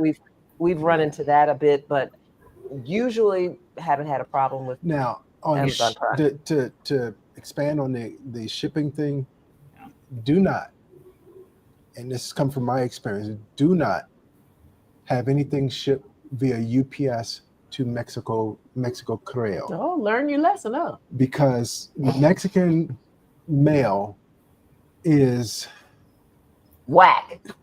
it is extremely frustrating because it's fine within its black box. Yeah. it comes from the United States. Once it hits the Mexican mail system, you're talking. I mean, Angela had something sent from a church in March. I didn't have something sent. They The sent it church to- sent me a gift. Right. That was back in March. March. And we happened to be just looking for a package that for me. he was expecting. And we got that, and I didn't get that pack. I got one that day. And then they came down and said, So we went to go to the post office, the Mexican Correo electronic, the post office. And we get there and they're looking, first of all, the place looked kind of sketchy. Yeah. Let me just say that. It looked kind of sketchy. Oh, it was definitely a But when we went in, the guy, it looked kind of like a house, and he went upstairs to do something he looked for the package. And to look for Lamar's package. But when he came down, he not only had Lamar's package, but he had a package for me. Right. He's called your name and said, what? And then looked at it, but it had been sitting there. And this was in June? No, that was August. So yeah, it was July, August. Yeah. So it had been mailed out in March. And it was just sitting there. And we didn't get any notification, didn't get anything to let us know that the package was there or that I even got a package. So had we just not happened to go over there and just happened to ask about a package for him. So recommendations, if you have anything shipped from relatives or anything from the United States, either UPS or FedEx or DHL. DHL. But if you don't, you're going to be 2, 3, 4 months before you now get you might get it. Now that I was very shocked and surprised to get my updated voting by voter registration. He delivered that. I was shocked. Like, oh, that was quick, and I actually got it. But you know, I've also had friends that sent me a Christmas card that didn't get to me until May. So yeah. And this is not even anything about customs, because the thing that was sent to you wasn't even anything that was restricted or anything like that. It just sat there from March till July, and it just doesn't make sense. So yes, packages can be delivered here, and even with the other service called Mercado Libre, sometimes that's like the next day type service. So I use Mercado Libre more than Amazon because the delivery is Mercado Libre is a Brazilian company, I believe, but their logistics here are more transparent for me. So I can see, like, I could actually track my order a lot better from Mercado Libre. Yeah, for sure. The other thing I was going to mention about getting packaged. So 2 separate things we were talking about. One is like ordering from a place. Like if you order from Amazon, Mercado Libre, or any other online retailer that's based in Mexico, your stuff comes no problem. If you are having a personal package or something that's shipped from the US, that's when it gets sketched. Like you want to be sure to go DHL or something like that. Right, exactly. But one thing I will mention is like related to this is that if you live in a house versus if you live in a apartment building with a foyer or a what do you call those people? Like a doorman. Mexico, they don't leave your packages on your porch. So somebody has to physically be there to receive the thing that you ordered from Amazon, even if it's just note cards. Like you don't really, like they can throw it, they will not throw it. So if you are not at home when you receive when your package shows up, they will call you. So if you don't have a Mexican phone number, be aware, like make sure you have it set up. Like that's really important.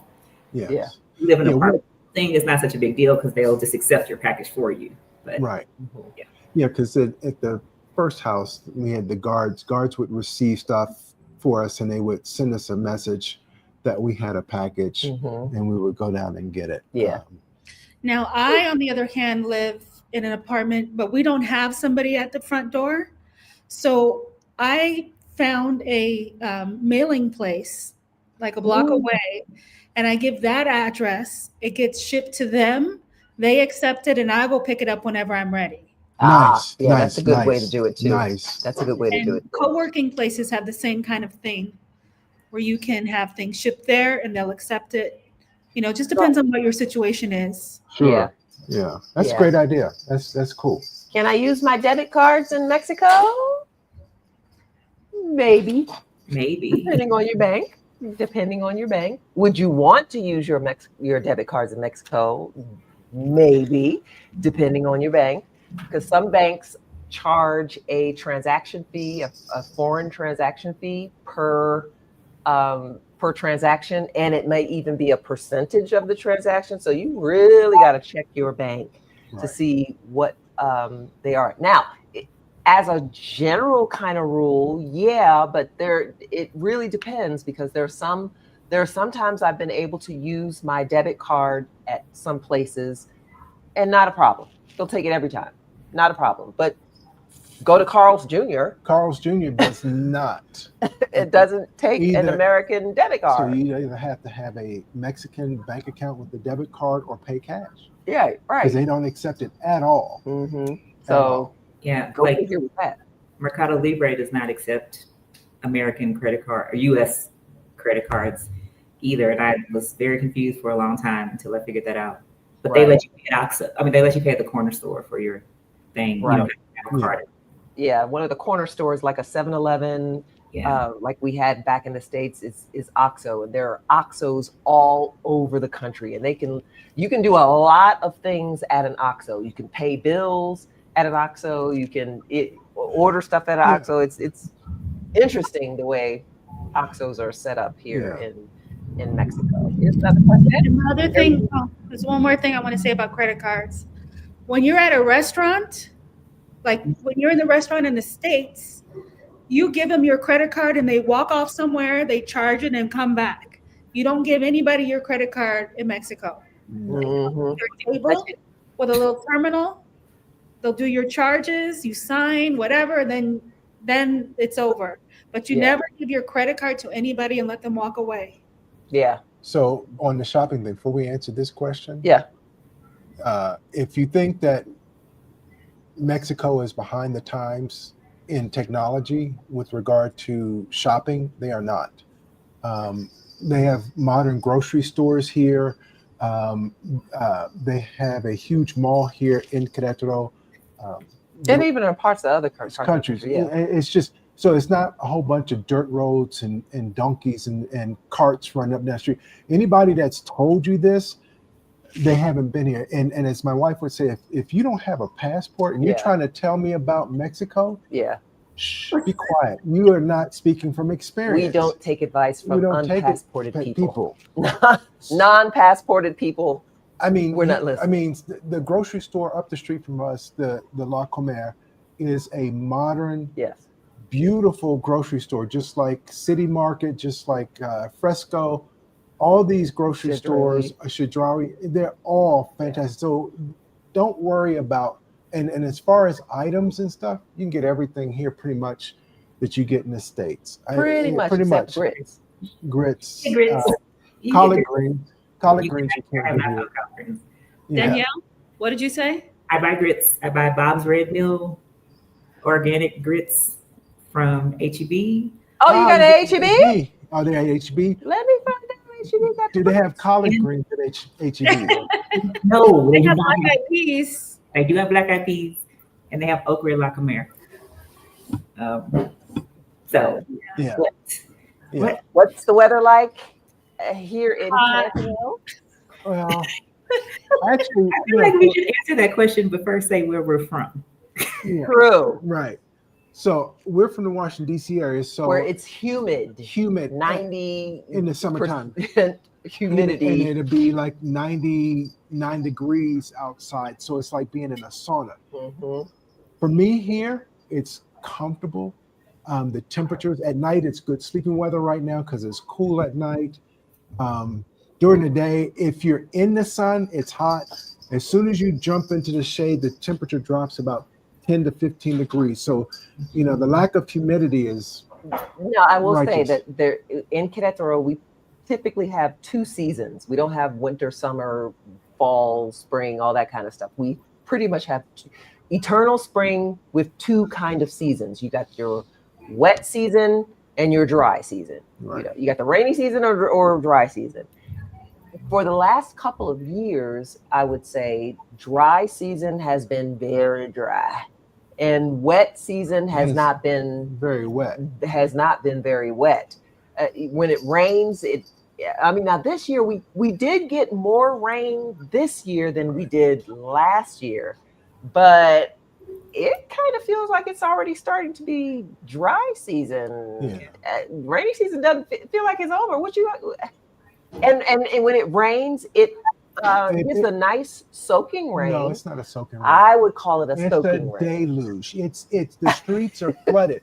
You can't drive the streets because the water is too. That's in y'all's area. It So- doesn't flood.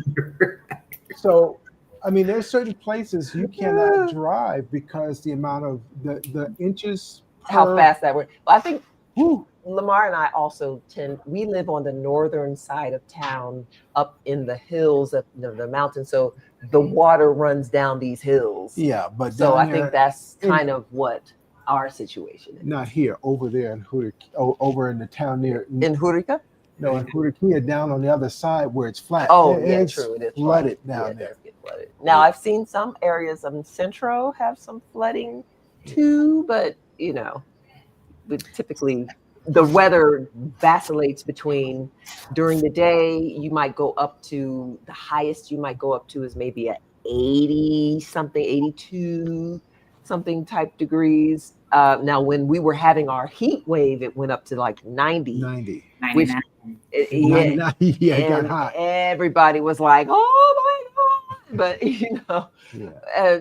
and Yeah. even when it gets cold in the coldest part of the year, it may drop down to maybe like the 40s Yeah, it got down to or 40s. so.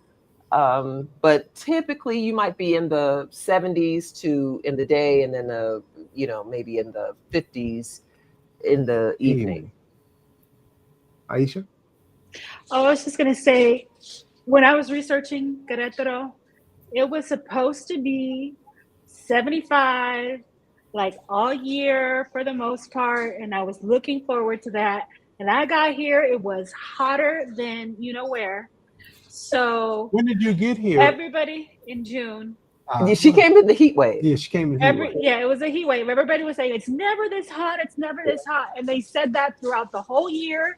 And they said it the next year. So Global weather is warming. changing. Yeah, it's global just warming. changing.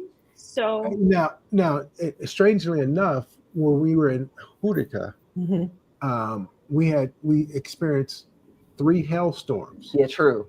3 hailstorms. As a matter of fact, one was so bad we had to scoop ice off the balcony, Right. and it was actually kind of chilly outside. So I hadn't experienced anything like that in a while. Yeah. But that was crazy. Yeah, that was crazy.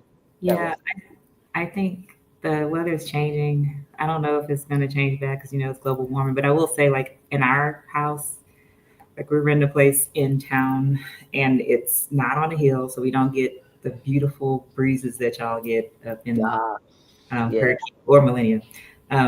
But this year, we had to put air conditioning in because, like Aisha said, last June, it was really hot, and we were, like, just dying with fans. But Oh, you guys have air conditioning. We don't have air conditioning Wow. here. Now that's another thing. A lot of the houses here in Querétaro do not have air conditioning Or heaters. or heat, Yes. like central heat. Typically because you don't need it. You're able to get by with a fan and maybe a space heater for, or your home if you have a home, you might have a home that has a fireplace or what have you. So you don't really have that kind of thing, but that's something to yeah, don't be surprised if you get to Yeah. an apartment and there's no air conditioning. And when you go into stores, there's most of the places that have air conditioning don't really have air conditioning. It's like this much cooler than it is outside. Like we're used to going into a department store and you need a jacket because it's so cold. Now, I will say in Cancun and in Puerto Vallarta and some of the more touristy areas, it's cold. though their ARC works good. It's freezing, but that would be another thing that you might find is different from the central part of Mexico. You might find on the coasts more air conditioning options and things like that versus here in central Mexico, where you might have more of a mountainous area and you don't have those luxuries. Speaking of the mountains, though, a couple other things about the weather. We are at a very high elevation, so bring your sunscreen every day. Yeah. Because it's not, unless it's rainy season, which is, as we just talked about, is shorter and shorter. That long. Yeah, it's sunny and you are closer to the sun. Right. The other part is be careful of air quality. So if you have some sort of, again, because of the elevation and the way the mountains work, I don't know. Yeah. Air quality here can have bad days. Yeah, being up high, it's like being in Colorado. So the higher elevations, the altitude, the air gets thinner. Yeah. And so I was just going to say, if you don't know how that affects you, you need to check it out before you decide to move here. Right. Because I don't have a problem, but my mom has elevation sickness. So, and it takes a long time for her to get over it. So if you don't know, that's something you need to think about, when you come for a visit, see how you can breathe, see how you feel. Right. I think our elevation is higher than Denver, I think. Yes. Yeah. I think it is. Yes, it is. Okay. Got a question here about crime in Querétaro. Are there specific parts of town to avoid? Let me just answer this question by saying this. And this is a general rule about Mexico, period. Are there people there? There's going to be crime. That's just just it. Right. No matter where you go in the United States, no matter where you go in the world, if there are people there, you're going to have crime. There's always going to be someone up to no good somewhere that doesn't have the right chemical balance or the right kind of thought process and may not want to do things the righteous way. So now what I will say about the crime here in, I will say this. I feel safer, and we were just talking with a young man from a Mexican earlier this morning. I feel safer here in Mexico than I do when I go back to the United States. Just 100% real talk. I feel safer here than there. And that's only because some of the issues that the United States has with gun control and things like that, we don't necessarily have those issues here. Now, are there, and someone else had another question related to cartels, if I can find the question. Is it true? Is what you hear on the news about cartels true? Isn't Mexico very dangerous? Now, I would not recommend going anywhere and not bringing your common sense with you. You don't go to, say, New York and then just walk around with your wallet just kind of flapping open and, showing off your goods and your expensive jewelry and all that kind of stuff. Who does that? Your head needs to always be on the swivel when you are in any place. So Mexico is no different. However, I will say this.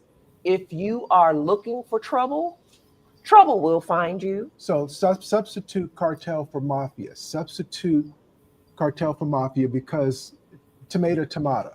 We're talking about organized crime. We're talking about that kind of thing. Mm-hmm. Mexico has a gun problem slightly because of the United States. Definitely. Not slightly, definitely. And that was one of the conversations. It's just funny to me that the past Mexican president and our outgoing president, Joe Biden, had a conversation about their concerns, and Joe Biden says, "Can you do something about the fentanyl that's coming across the border?" The Mexican president came back and says, "Can you do something about the guns?" Because guns are so readily available in the United States, they get smuggled across the border, and that's where a lot of these gangs and others who are up to no good get firearms. Because here in Mexico, there's only one place you can get a firearm, and it's in Mexico City in a military installation. And you have to provide all kinds of documentation, paperwork, and all that kind of stuff. Plus, if you get caught with unspent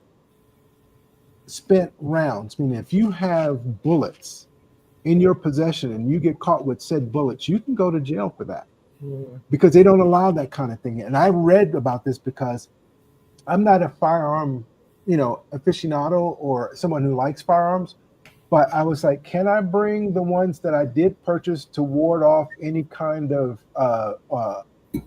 what'd you call them? Orange pumpkin spice supporters or whatever in the area, and just to have to protect ourselves. And no, you can't. You can't bring those here. You have to leave them. So I don't know if Danielle had some information about what happened last weekend, if you wanted to speak on it or anything like that. So I did want to say, like, there's like all the stuff that y'all are saying is baseline, right? So right, the access to guns just isn't here in Mexico, not like in the US. So you don't have as many random shootings happening here. But what is happening recently is that there has been a lot more murders, specifically in Querétaro, the last 30 days. And according to the news and the governor and the mayor, it's cartel activity. And if you join the Querétaro group, I put a link in there, but you can also just Google it, because they have done a pretty good job of saying it's these two cartels. We arrested one person. These other two people are still on the loose.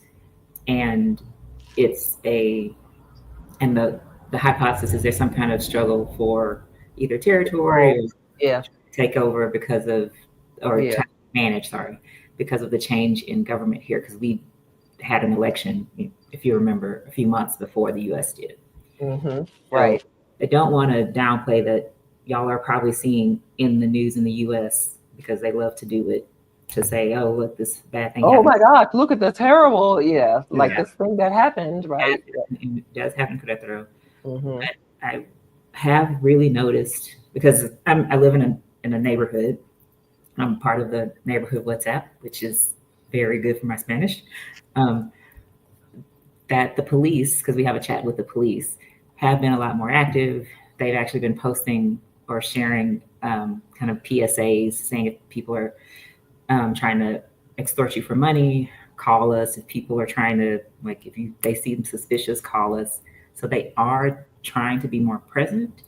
And then they have a specific action happening right now in Querétaro around nightclubs and bars that are owned by people that don't live in the state, because that's the thing that our neighboring state of Guanajuato is, the cartel is coming here after their people. So they're trying to find the bars that are owned by people from Guanajuato and do some investigations. Right. And we hear that a lot, or not a lot, but we hear that from time to time, that someone, when there's been crime that has come from other states and comes through Querétaro, because somebody is looking for someone that's on the run.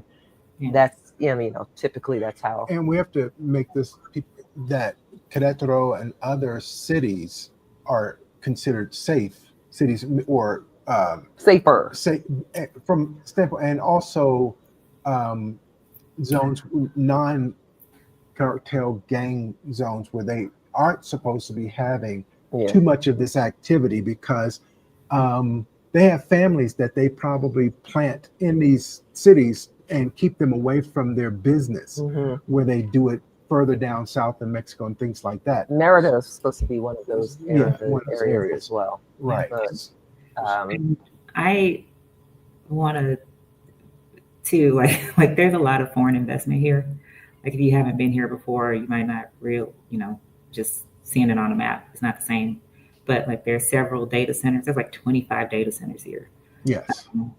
They are building up Yes. the infrastructure, Amazon, or not even Microsoft, infrastructure, but a lot Google. of corporations are coming. Samsung, Huawei, a lot of corporations are putting headquarters here in Querétaro. So it's great for booming business, and that's why you've got a lot which means they're going to have to clean up a lot of what's going on with these cartel activities. Oh, for sure. Anytime you've got major corporations trying to invest and put cities there, or put their people here and headquarters there, the government is not going to tolerate that kind of foolishness that's messing with the money. Yeah, and to Lamar's point, this is not one of those no-go places. This is like a green zone of investment. Or not, they don't call it a green zone, but it's like an investment area. So right. They want to protect it. Yes. Here's one. What areas are cheaper to live? The not safe ones. Well, yeah. Cheaper? What do they mean by cheaper? Now, it depends on where, because you can get a lot of, there's a wide range of expensive housing here in Querétaro. You can live very inexpensively compared to the United States. You can live very inexpensively, or you could ball out of control. Right. I mean, the range is wide, so it really would kind of depend on what you're interested in. So I would probably answer that question as, what is your lifestyle? What kind of lifestyle are you looking for? Because if you're looking, say if you want to, I really don't want a car. I really don't want to, I want to be able to walk to my local stores and things like that. Then you're definitely more likely going to be in an area like down in Centro, in the Central historical area where you could walk and you could go to various things without having a car. Out in the suburbs or the outskirts of Querétaro where we live, you probably need a car. Public transportation is available, but it's not as often. You can always use a Didi or a Uber or something, or a Lyft, or not Lyft. They don't have Lyft here, but in order to get around, that kind of thing. So you don't necessarily need to have a car, but in some areas of Querétaro, you definitely need a car to get around on the outskirts of the areas. Now, there are some neighborhoods that you can live in and be kind of insulated. Neighborhoods like El Refugio, they have, are kind of self-contained, where you've got your grocery stores, you've got all kinds of things, restaurants, carryouts, all of the things that you would need to have to exist, and you could probably get by with maybe even just a bike riding around. Now, if you want to try to go to a mall, El Refugio is over there by the other mall on that side. You can kind of walk. Paseo de Querétaro, yeah, that's true. The but you can't walk to that mall from El Refugio. Yeah, kind of, sort of. It's on a main, like a highway. Yes, it is. Yeah, I wouldn't. There's a pedestrian bridge, but it's a little dangerous. I wouldn't. That's crossing a highway, especially the way folks drive here. So, but in terms of the cheaper place to live, it depends. Now, getting outside of Querétaro, there are other areas in the country that are very inexpensive to live. Now, Mexico City has a reputation of being one of the most expensive places in the whole country to live.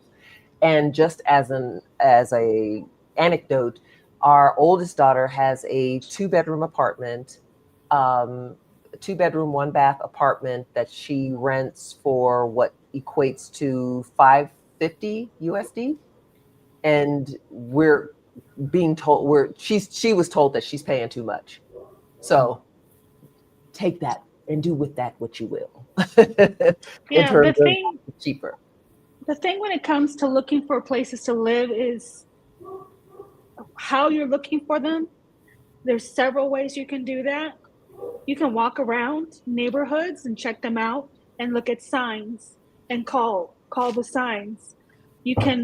There's online places I can't think of the names of them right now, but a bunch of apartment listings online. There's realtors, and there's two kinds of realtors that you need to think about.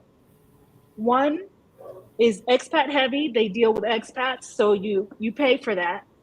And I used a Mexican real estate agent. She didn't even speak English. So with my experience, I didn't have to pay anything to her. She found my apartment, the apartment paid her. So I hear other people, they go through these expat real estate people. They charge you to take you around to these neighborhoods to check them out. They'll charge you to whatever apartment you rent, like whatever they do, they'll charge you. So there's just different ways to find apartments. Probably one. And everything is negotiable. Yes, that's What'd you say? exactly what I was going to make a point about. Everything's negotiable. Oh yeah. Yes. Because the one thing that you will find is in terms of finding. Now, Lamar and I, we rent a house. So we're in the family house market. So, and if you are interested in seeing what some of those houses look like, check our playlist. We've got a playlist of our House Hunter, our first set of House Hunter series. We've got another one that's coming that showed you exactly what, gave you a tour of all of the houses, showed you what we were a family of 5, so we were looking for a rather larger space, and we needed to have some place that could accommodate the things that we were bringing from the States. That's another caveat in terms of our pricing that we were looking for. But in terms of finding a home or an apartment, sometimes it's best to be just boots on ground, because often you will drive by a place and see a sign in the window or a sign on the yard, and you will never find that place online, right, that it's available for rent. But there it is right there for rent. And so, you know, they just don't do it that way. The way that we would normally do it in the United States. Also, you might find they don't do another thing that they don't do. They do differently here in Mexico than they do in the United States. In the United States, if you're renting a place or if you're selling a home, usually that one agent is the agent to speak for that property. You've got a seller's agent, and that seller's agent puts that property out, and they're the ones who are selling that property and have the exclusive right to sell it. Here in Mexico, one property could be listed by a whole bunch of people. So it's the same property, but you'll find it maybe 45 different ways, because all kinds of other realtors are trying to business to sell that house, or owner, sell or rent that apartment, or what have you. So when you think about cost of living in Mexico overall, there's like lots of listings for like overall, like which cities are the most expensive and which are the least expensive, and that's just by like some average. Querétaro falls like on the higher end. I think we're like, I don't know where we are in the list now, but we're on the higher end. Monterrey and is always at the top. It's like 1 or 2. But in Querétaro, there's many communities, like Angela mentioned, you can live in Centro or close to the Centro, like downtown area. But there's also very other communities that are older, not older than Centro, sorry, that are established is what I meant to say. Yeah. And so they have a bunch of stuff in them. So I saw someone mention El Pueblito. Like that's technically another town, but it's part of Querétaro, like metro. And it is self-contained. Like you can get you a very inexpensive apartment. You can walk to all your stuff. You might not have a mall with a Sears, because that's a thing here, with a Sears in it. But you with a shoe store, a clothing store, a pet food store. Like you have a plaza is what we call them here. So really you have to get here and drive around and see what it's like. Oh, because one of the things is that if you live in a place that doesn't have a lot of that stuff in it and you have to drive to the different stores, the stores that you go to really dictate your cost of living. Yeah. So Yeah. sorry, I'm trying not to be country. If you do all your grocery shopping, if you make all your groceries at the supermarket at HEB or La Comer or some of these city market, like some of the nicer grocery stores, then your cost of living is going to be higher than if you live in an area that you can walk to a mercado and buy your food, your meat, and your produce and stuff from a kind of a smaller seller. So that really dictates your cost of living is your lifestyle. Yeah. Do you need a co-signer to rent an apartment in Querétaro? You know, they always ask, but I don't think I've met anybody who has ever had a cosigner. I've Really? never met anybody who's actually used a cosigner. How They would you- have something. Oh, Go sorry. ahead. Go ahead. Okay. I just never. People are always talking about this aval, and I've never seen anybody who said, "Oh, I had one," because you don't know anybody. Well, for some houses that we were looking to rent, there was one or two that required that we have an aval. Those didn't make the cut. But what we were able to and have for both of the homes that we've rented, the previous one and this one, is what's called a polizza jurídica, which is kind of like a policy that you are able to take out to guarantee that you will pay the rent. They do kind of like a little light background check. Yeah. Little, I wouldn't say a credit check. No, but it's more like a little background check. And really, I don't know what they're checking because you don't live, you weren't born here. Don't never have anything established here. They're verifying your income, I guess, and things like that. Right. So it's really, it's just a policy that you're able to have that makes the owner feel safe or feel more secure that you're going to continue to pay the rent. And that's kind of what the gist of it is. Now, I will say that is negotiable. That's going to be your catchphrase in Mexico. It's negotiable. If you, so I wouldn't necessarily put it in stone that you have to have a cosigner, or because owners can do what they want. They can require that they want. They may ask you to provide them with 2 months deposit and all that kind of thing. Getting your deposit back, that's a whole nother issue. That's another topic for another day. So while we're on the subject, what? So rental in Mexico, our experience is it's different than what it is in the United States, because once you sign that lease, and I'm putting these quotes up, our previous landlord would say, "This is your house." No, it's not. It's yours. I'm renting it. It's not my house, but that's how they treat it. So they give you 30 days for any kind of fix or repair. And then after that, if anything breaks in the house, anything goes wrong, it's on you. Now we'll say anything within reason. Yeah, like if you've got a major, there's a hole in the roof. Yeah, that's going to be on the owner. They're going to have to fix that.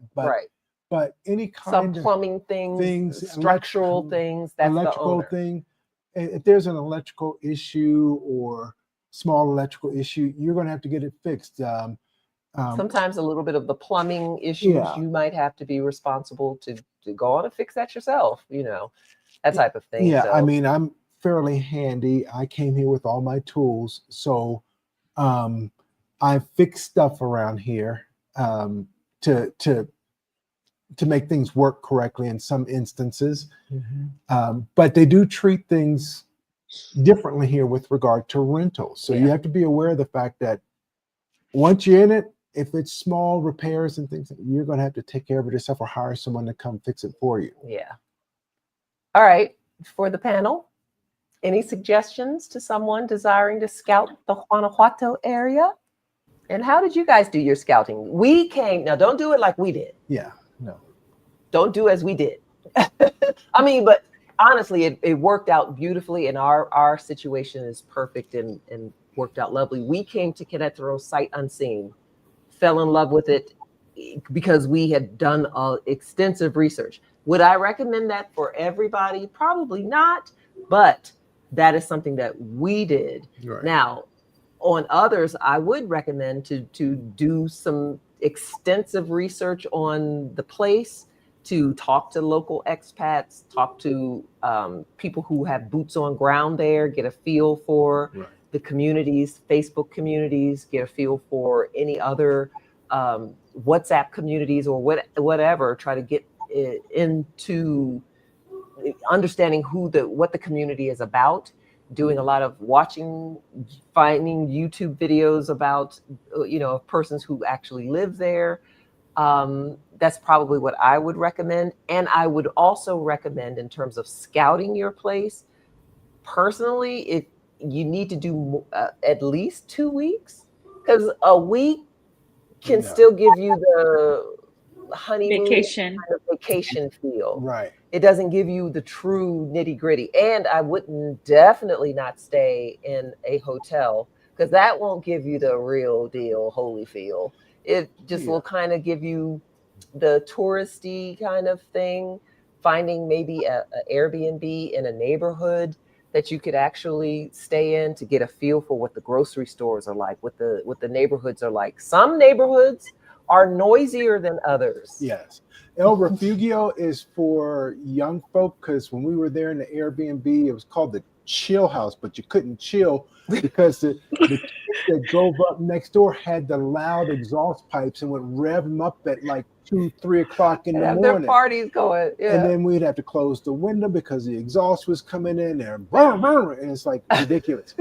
So, I mean, if you're not a young person, if you're a young person, that's the place for you, because there's plenty of parties and hanging out and all that stuff. Right. And if you have PTSD, maybe not being in Querétaro is the place for you, because sometimes these churches will set off their Bombs.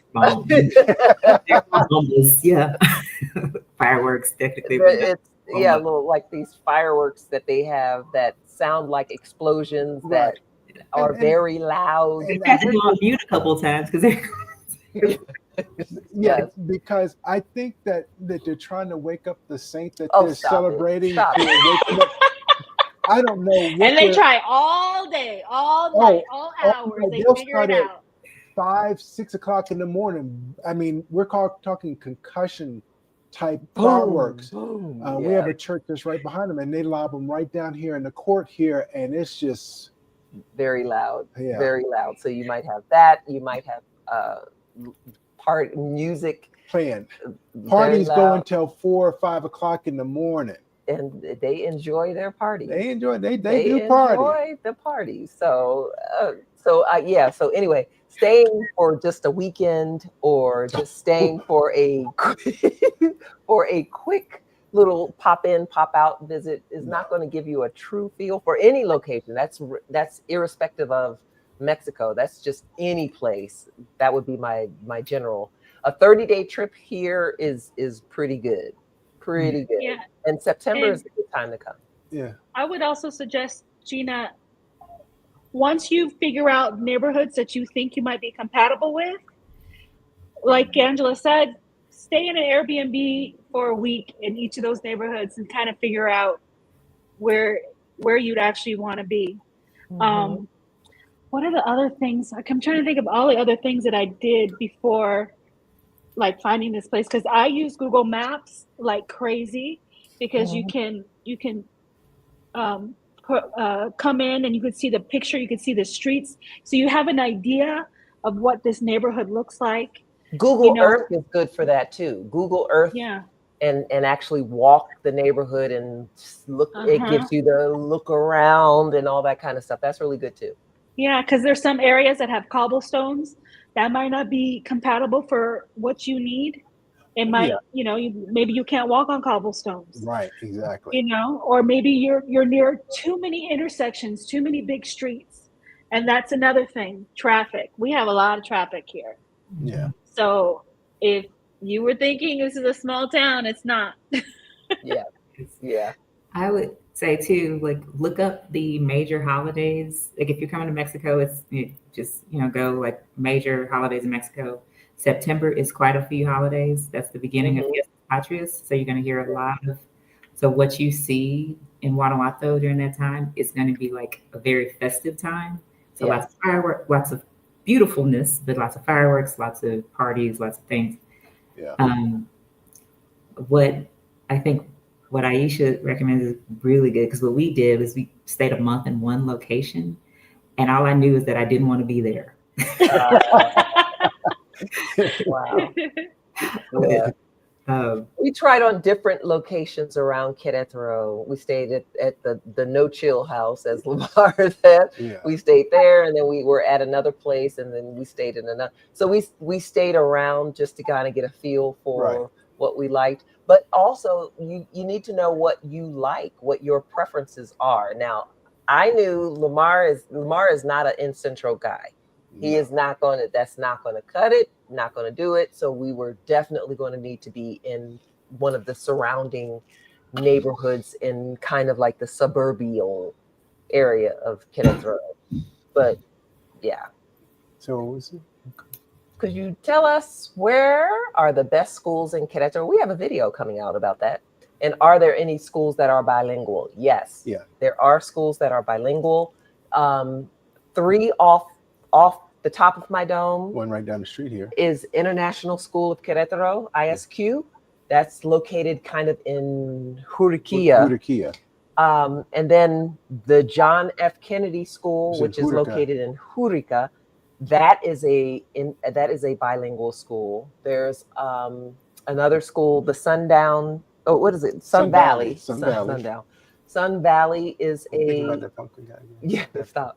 There are the Sun Valley School. They are often they teach half the day in English, half the day in Spanish.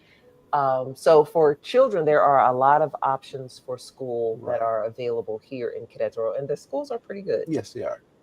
Now that's the private schools. The public schools, not so much. Yeah, and and I don't think you're eligible to even go to public school as a expat. You'd have to.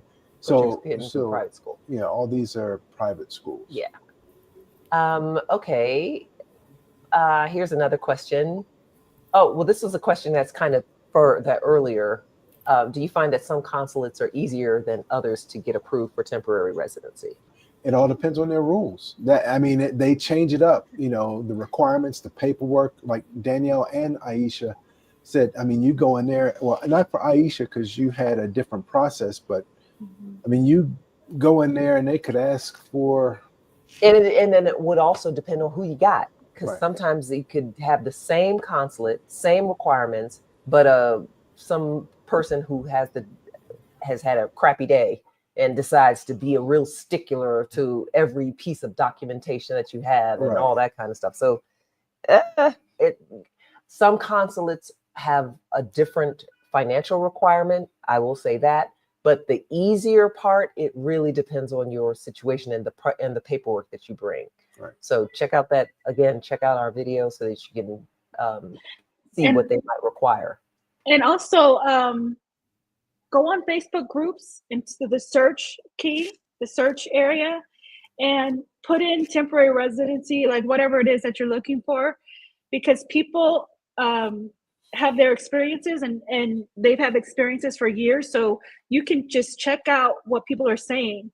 Because when I was looking into this, there was a time when everybody's going, go to McAllen, Texas. It's easy. Go there. Right. So people were going there. Then there were people who were saying, oh, I went to this place, but they said, I don't live in that state, so I can't do it there. So you just have to see what people experienced as far as that's concerned, because it is like 50 states, 50 different ideas. Yeah, very true. Very true. Here's a question. Now this is kind of related to the conversation.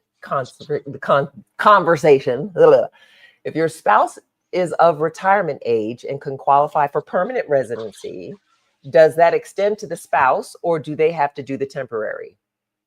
Yes, now this is exactly our situation. Lamar could have qualified for permanent residency, but and he might have gotten permanent residency, but they would not give that to me. It does not extend to me because of my age. And then they also asked in our interview, So what are you planning to retire? Are you, and just because I said, I don't know, that was grounds for them to say temporary.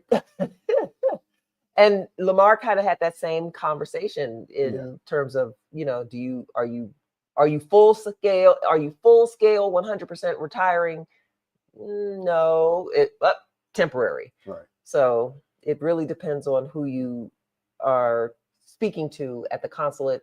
But it all come out in the wash. If you come in as a temporary resident and you stay the 4 years, you'll become permanent. It'll roll over to permanent anyway. Yeah. So it's kind of a delayed kind of deal. You're getting the same thing. Yeah.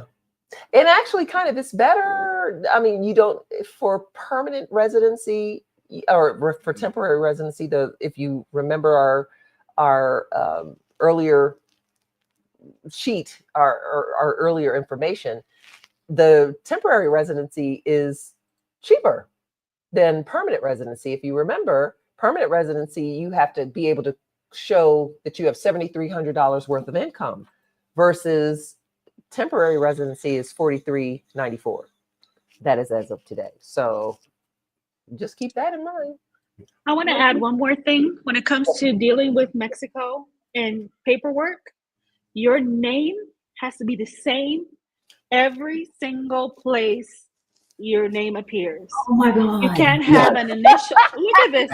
You can't have an initial here and then you don't have the initial here, or because you have middle to name on your passport or not on your birth certificate, like all of that. Piece of paper once because I signed my normal signature and it has my middle name spelled out, and I'm like, that's not correct. I'm like, why? It's my signature. And they're like, no. They had to print the document again. I had to re-sign the document. It's just so how it appears, how you sign, all of that stuff is very important. So if anything is different, you need to make sure it's uniform before you start trying to do any of this stuff, because that will be the first thing that they tell you. No. Yeah. And your signatures have to match. Yes. The way you sign your passport, it has to be the same way you sign at the immigration office. It has to be the same. Astonishing. Yeah. And then you also notice that in Mexico, a lot of the people have two last names. They'll have their father's name and their mother's name. So when you're going to fill out paperwork, it will be asking you for which, you only have one last name. Mm-hmm. You know, like, I only have one last name. Yeah. Is that your, that's a thing too. In the government stuff, I found that not having two last names wasn't that big of a deal. But in other things, like where I tried to use my middle name as one of my last names, it just doesn't, don't do it. Just don't do it. Yeah. Just say you don't have two, and then they'll call a manager over. They'll like do something. Right. Sometimes they'll put a space, sometimes they'll put a dot. Don't make it up. Just don't. Yeah. Very true. Yeah. Here goes another good question from Keela. Keela says, I'm single woman in my 50s coming to Querétaro alone. Plus, I'm extremely shy. Not being able to find my tribe is a real fear. How did you all deal with that, or was that even an issue for you? Ladies, any? We jumped into going. I brought my tribe with me, so. My tribe's in the other room. Facebook groups. We met at brunches. Mm-hmm. Yeah. Mm-hmm. Mm-hmm. And now we do the brunches. Yeah, right. Yeah, truly. If you come, you can be in charge. Yeah. But I will say that finding your tribe, just it is, you have to be intentional about finding your tribe. You can't, because it's very easy to come to Querétaro or come any place, wall yourself off and never get out. The people that we've met here in Mexico have been absolutely wonderful. The Mexicans our Mexican friends are just salt of the earth, just wonderful people. And so but that does take you just, putting yourself out there. Now, what I will say is this: most groups have are populated with extroverts. And find you an extrovert and extroverts will find you out, and they will glob onto you and drag you out. Now that sometimes takes you out of your comfort zone if you are an introvert, but if you're looking to try to become acclimated to a community or just to get to know more people or things like that, look for events that you can meet people with, and kind of you're going to have to put yourself out there to just kind of, sit and talk to somebody and find out information. Now, if you're coming to Querétaro, the Black Querétaro group is a very good place to start in terms of finding, finding a tribe that you can vibe with. Oh, you like that? A tribe that you can vibe with. Again, our Facebook group called Black Querétaro is a great place to start. We always have lots of events, or we try to have lots of get-togethers. Now there's a group in San Miguel de Allende. They get together. All kinds of other groups have have Facebook gatherings and things like that. Now when I will say that your calendar can be very populated with happenings between all the other Querétaro groups, and Right. just there's always something going on. Mhm. So there's ways that you can find your tribe. Yeah, I would also suggest, if you have a hobby or you have something that you like to do, Mm-hmm. find your way to that, whether it's with expats or with people who are Mexican. So your Spanish, you need to be working on it, even Yeah. if you're not fluent, just working on it. And you can meet, if you're wanting to meet Mexican people or you're wanting to meet, expats, you just have to do stuff that you like to do. So you'll find people who are doing the things that you like to do with. Does that make sense? Yes. Yeah. Sounded a little bit weird. And there's another thing I did to meet more Mexican people. It's called Time Left. And basically, it's dinner with strangers. Oh. So you sign up and they pick a place. It's every Wednesday. They pick a place. They put these people together. You meet for dinner, and then you're meeting, all these different people. I've met people from Venezuela, Colombia, Mexico, United States. Like, I've met people from everywhere doing that. So that's another option. It's called Time Left. And they do that in a lot of cities all over the world. So It's not just here in Querétaro, it's all over the world, the United States included. So it's also a way you can meet people. Okay. Here's a question from Grace and Opportunity. I have a daughter with Down syndrome. Where should we live so she can be in an inclusive school that tends to her needs and doctors and specialists for her medical needs? So we do have, when you talk now, as far as schools, I'm not sure, but we have a local therapist that works with Down syndrome, special needs children, autistic children, right up the street here, and they're very good. In Juriquilla. She's very good. There's a number of specialists that work with neurodivergent children as well as Down syndrome children. But again, that would be a really good question to pose in some of your Facebook groups to get a feel for, because then you'll find out who's a really good therapist, and you'll get some one-on-one feedback to find out, well, how was this person? How much did they charge? And you can take those conversations offline to get a better feel for what their specialty is and how their technique is, and if that would work for your daughter as well.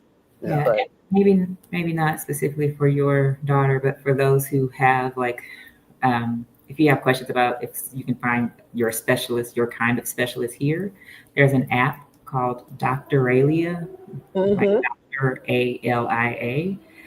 Download it. You can search different specialties. You can specify if you want them to be able to speak English. Right. And it'll help filter down options And usually through there, you can start a conversation and ask questions directly with that specialist. Right. But you should also go the social route to get some.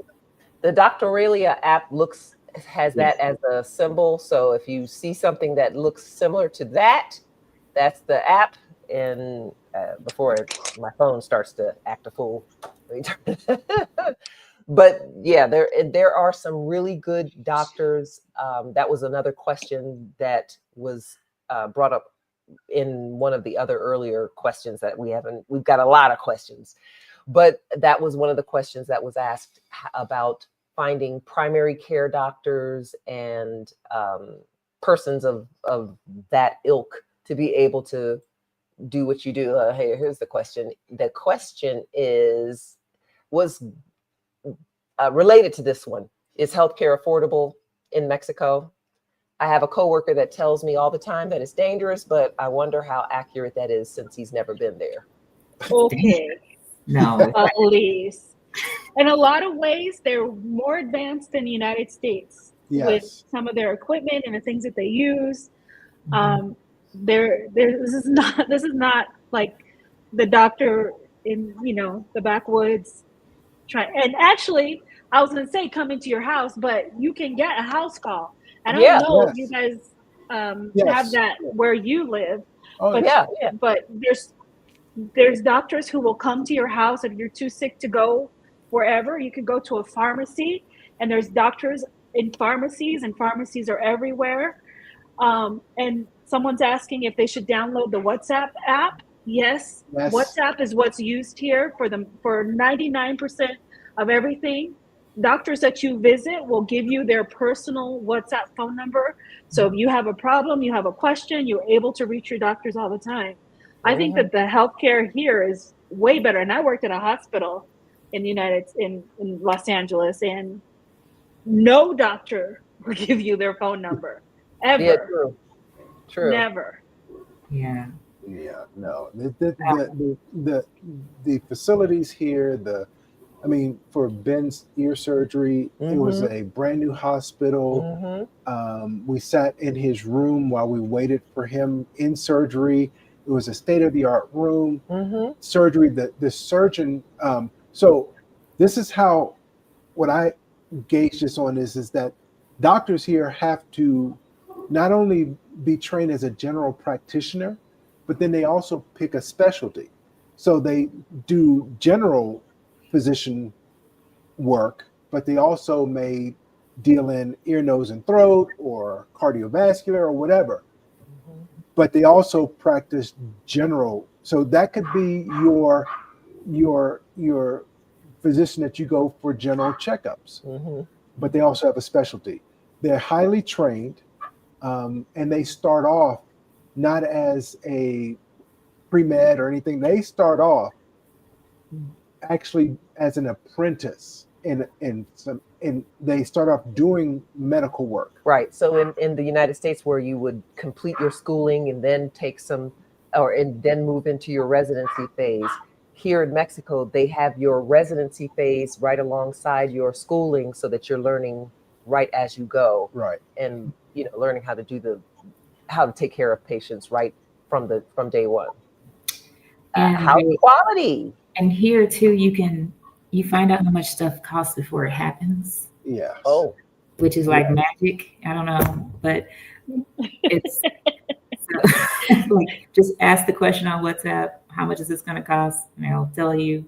Or if you're in the office and they're like, "Oh, you need this procedure. It will cost X, Y, Z." Or and they'll say, but there's labs or whatever you can get done wherever, and you can just in WhatsApp find out where you want to go and how much it costs. Yes. And I found that my doctors they spend time with you. Yes. That's the other thing. They don't rush you out the door or what have you. You're the only patient there. Yeah. And I've never been anywhere where there's another patient. It's always just me and nobody nobody else waiting. None of that. 2 hours in the doctor's waiting room. Never. Right. Yeah. You have a chiropractor that we go to. Oh, right. So I had one situation where I had to wait, and the doctor herself came out to herself, came out to the waiting room and was like, apologized to everybody, offered to reschedule, explained why she was late because there was an emergency surgery, basically, because doctor.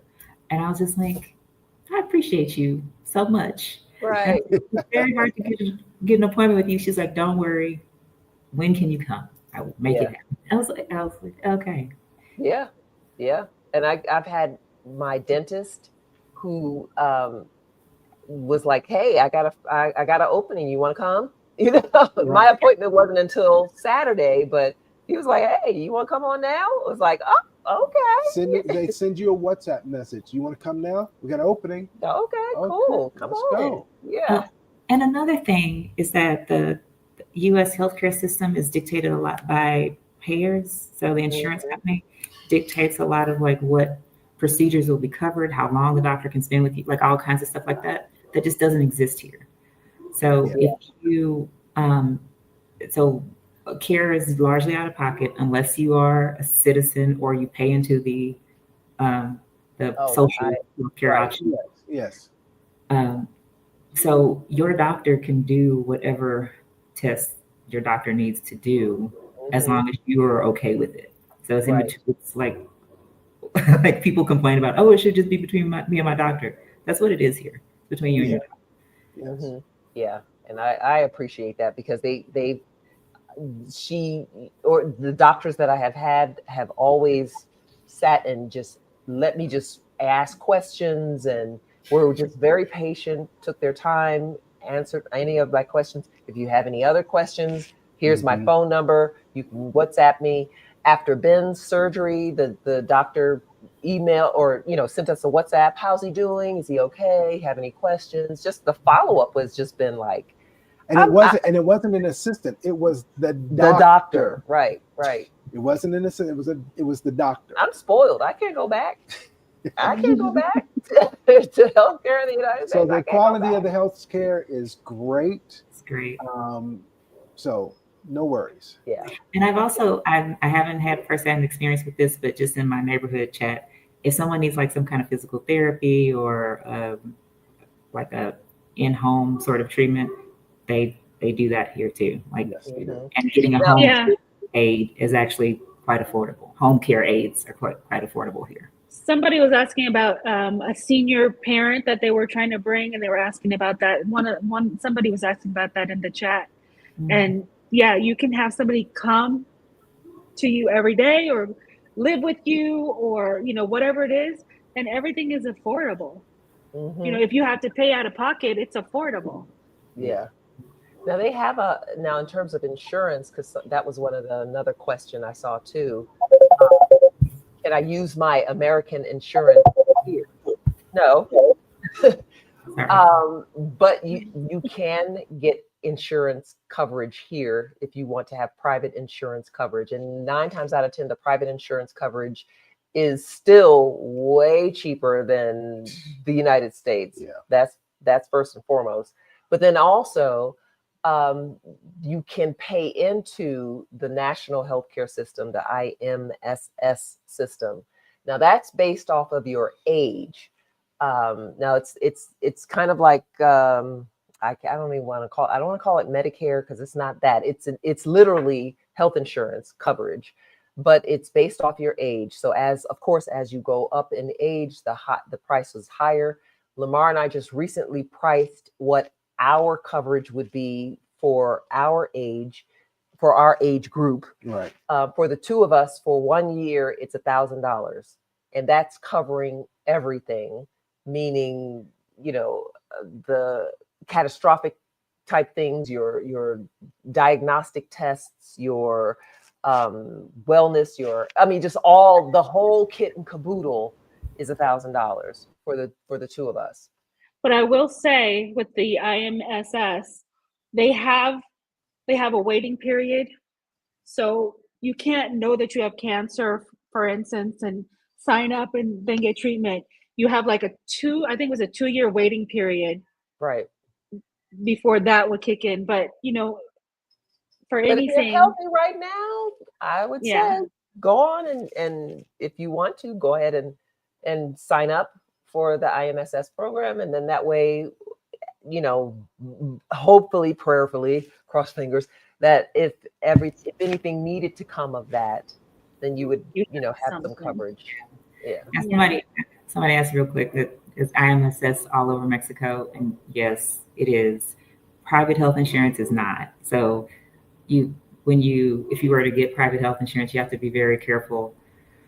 Usually they tell you, here are your hospitals that you can go to, and here are your out-of-network hospitals that might be in different places all over Mexico, but you can't just like roll up into any hospital. You have to go to the hospitals that are associated with your insurance, which is very different than US. Right. Very true. Very true. And that having that coverage. Now, I will also say that in some of the areas, like for the part of Querétaro where we live, we're actually on the outskirts closer to the neighboring town, Santa Rosa Yaraqui. So they have a brand new IMSS hospital that people are raving about. I don't know. I haven't been and prayerfully won't need to go. But, that's something that we noticed when I was taking my daughter, my oldest, downtown to go to one of the hospitals. And it was a very nice looking hospital. So that's a misnomer that sometimes the hospitals are crappy. Sometimes they're really good. So that answers that. And then we had another question about healthcare. How much is an average doctor visit? And can I use my current health plan from my employer? No. No. You might be able for part 2. You might be able to. Hello. Oh. Yeah. Depending on your coverage and your plan, you might be able to get your receipt or whatever. And true. Very true. Yes. Yeah, and there's a Medicare plan that will cover. My mom has it. Like something catastrophic happens, they'll cover it here, and then she can go to the States for other stuff. But we've never paid more than the equivalent of $50 for any kind of specialist. Yeah. My specialist too is like $50. Okay. The house call for like just a regular GP was like $30. Yeah. And that's our usually. We're usually running around 30, 35 for stuff. Right. Yeah. And that's the pharmacy doctor? Full out of pocket. No, that's a regular specialist. And that's paying 100% full out of pocket, no insurance. Yeah, and if you go to a pharmacy doctor, they're even cheaper than that. They're like 70 pesos maybe. Yeah. So that's like $3.50. Yeah. Yeah. Right. And a lot of the medications that you are able to get, that sometimes you would need a prescription in the United States, you don't need a prescription here, so you can go to the pharmacy and get your medications right over the counter, which is a really mind-blowing kind of thing for us in terms of coming from the States, because we're used to not having that as our norm. Right. And so that's been kind of nice. And the medications are less expensive, much less expensive. So somebody had a question about the medications in the chat also. You can actually look up the price of your actual medication. Look up your medication and say, what the name of your med is in Mexico, because a lot of the big pharma sells the same thing here. They just have a different name that's more pronounceable in English. So look for the name and then go to Farmacia Guadalajara or pick a pharmacy. Just go to their website and put in your thing, and you can see how much it costs. Yes. Like sometimes it's cheaper at Costco. Sometimes it's cheaper at the grocery store. Sometimes there's a sale on your, like I just walked past the pharmacy and they were having sale on cholesterol medication.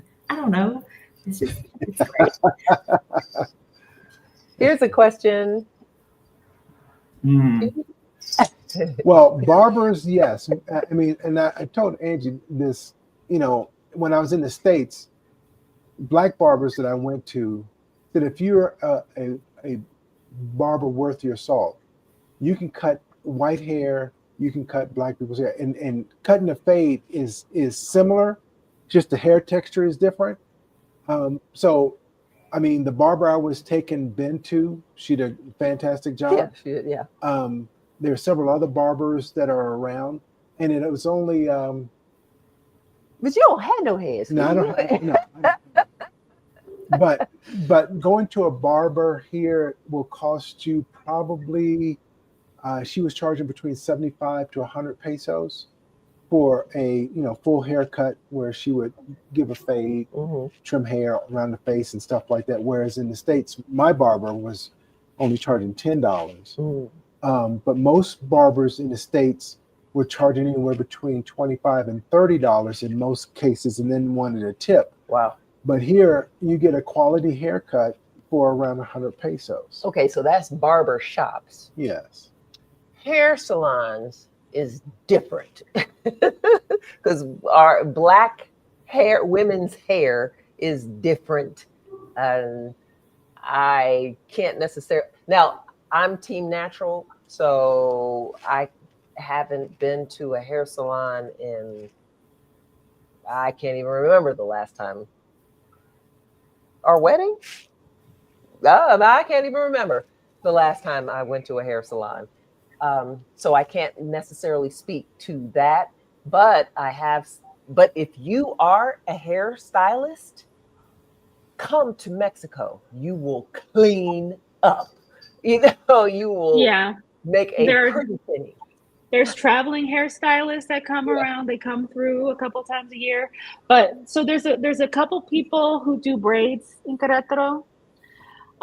There's some hair salons in Mexico City, which is a 3-hour bus ride away. So it's possible. It just depends on what you need and what you want. Yeah. And there's people here. There are a couple people here that do braids. That do braids. So there's so the diets that do braids. This is another time where it would be really advantageous to be a part of the Black Querétaro group, or get a part of the Facebook groups that are for the area that you're interested in, so that you could ask that question and find out where the hookup is. Because and if you fine, but if you are a hairstylist, you could come here and just like touch everybody's head and go take a vacation.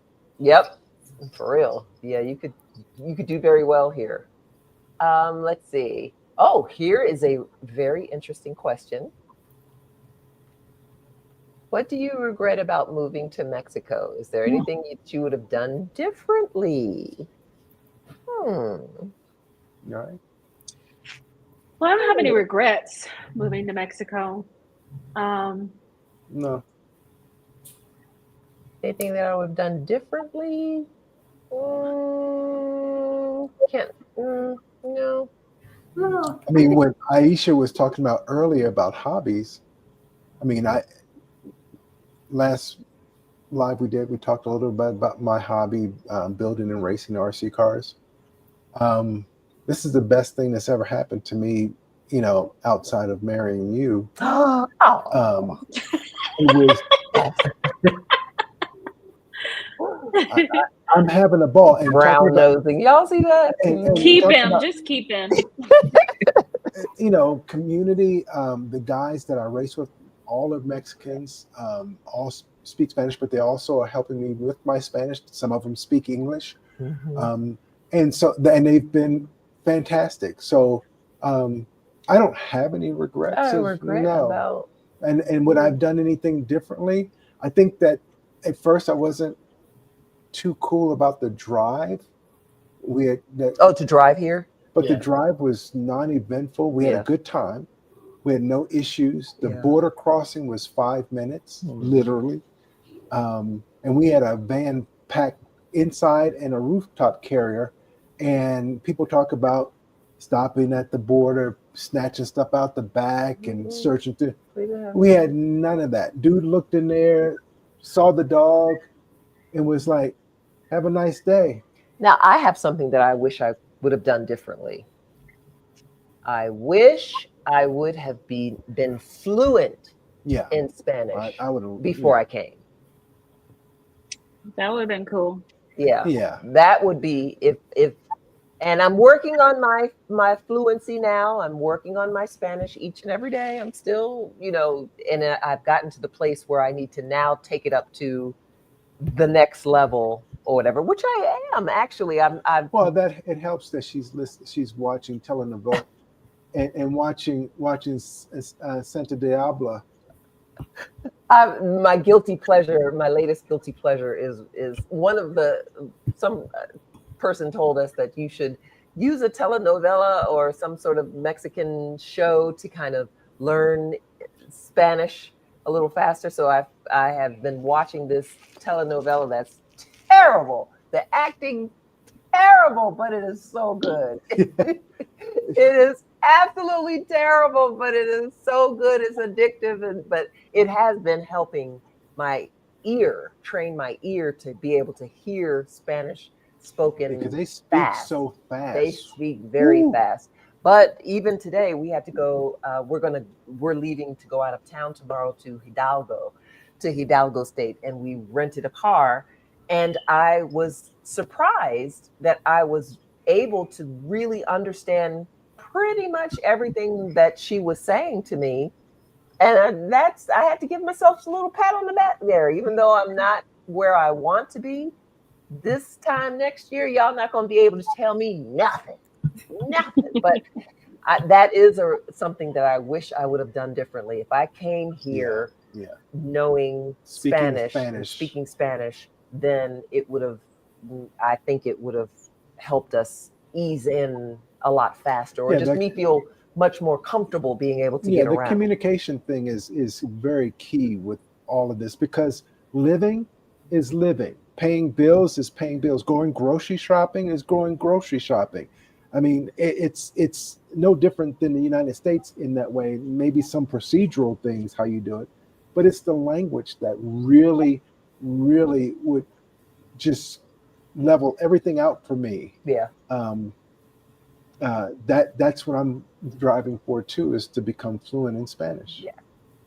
Okay, and then we've got one last question. Speaking of, two actually. Yeah, is this chat recorded? Yes, this chat is being recorded, and you can catch it on our YouTube channel, Lamar and Angela. I'll put that momentarily. I'll put that up.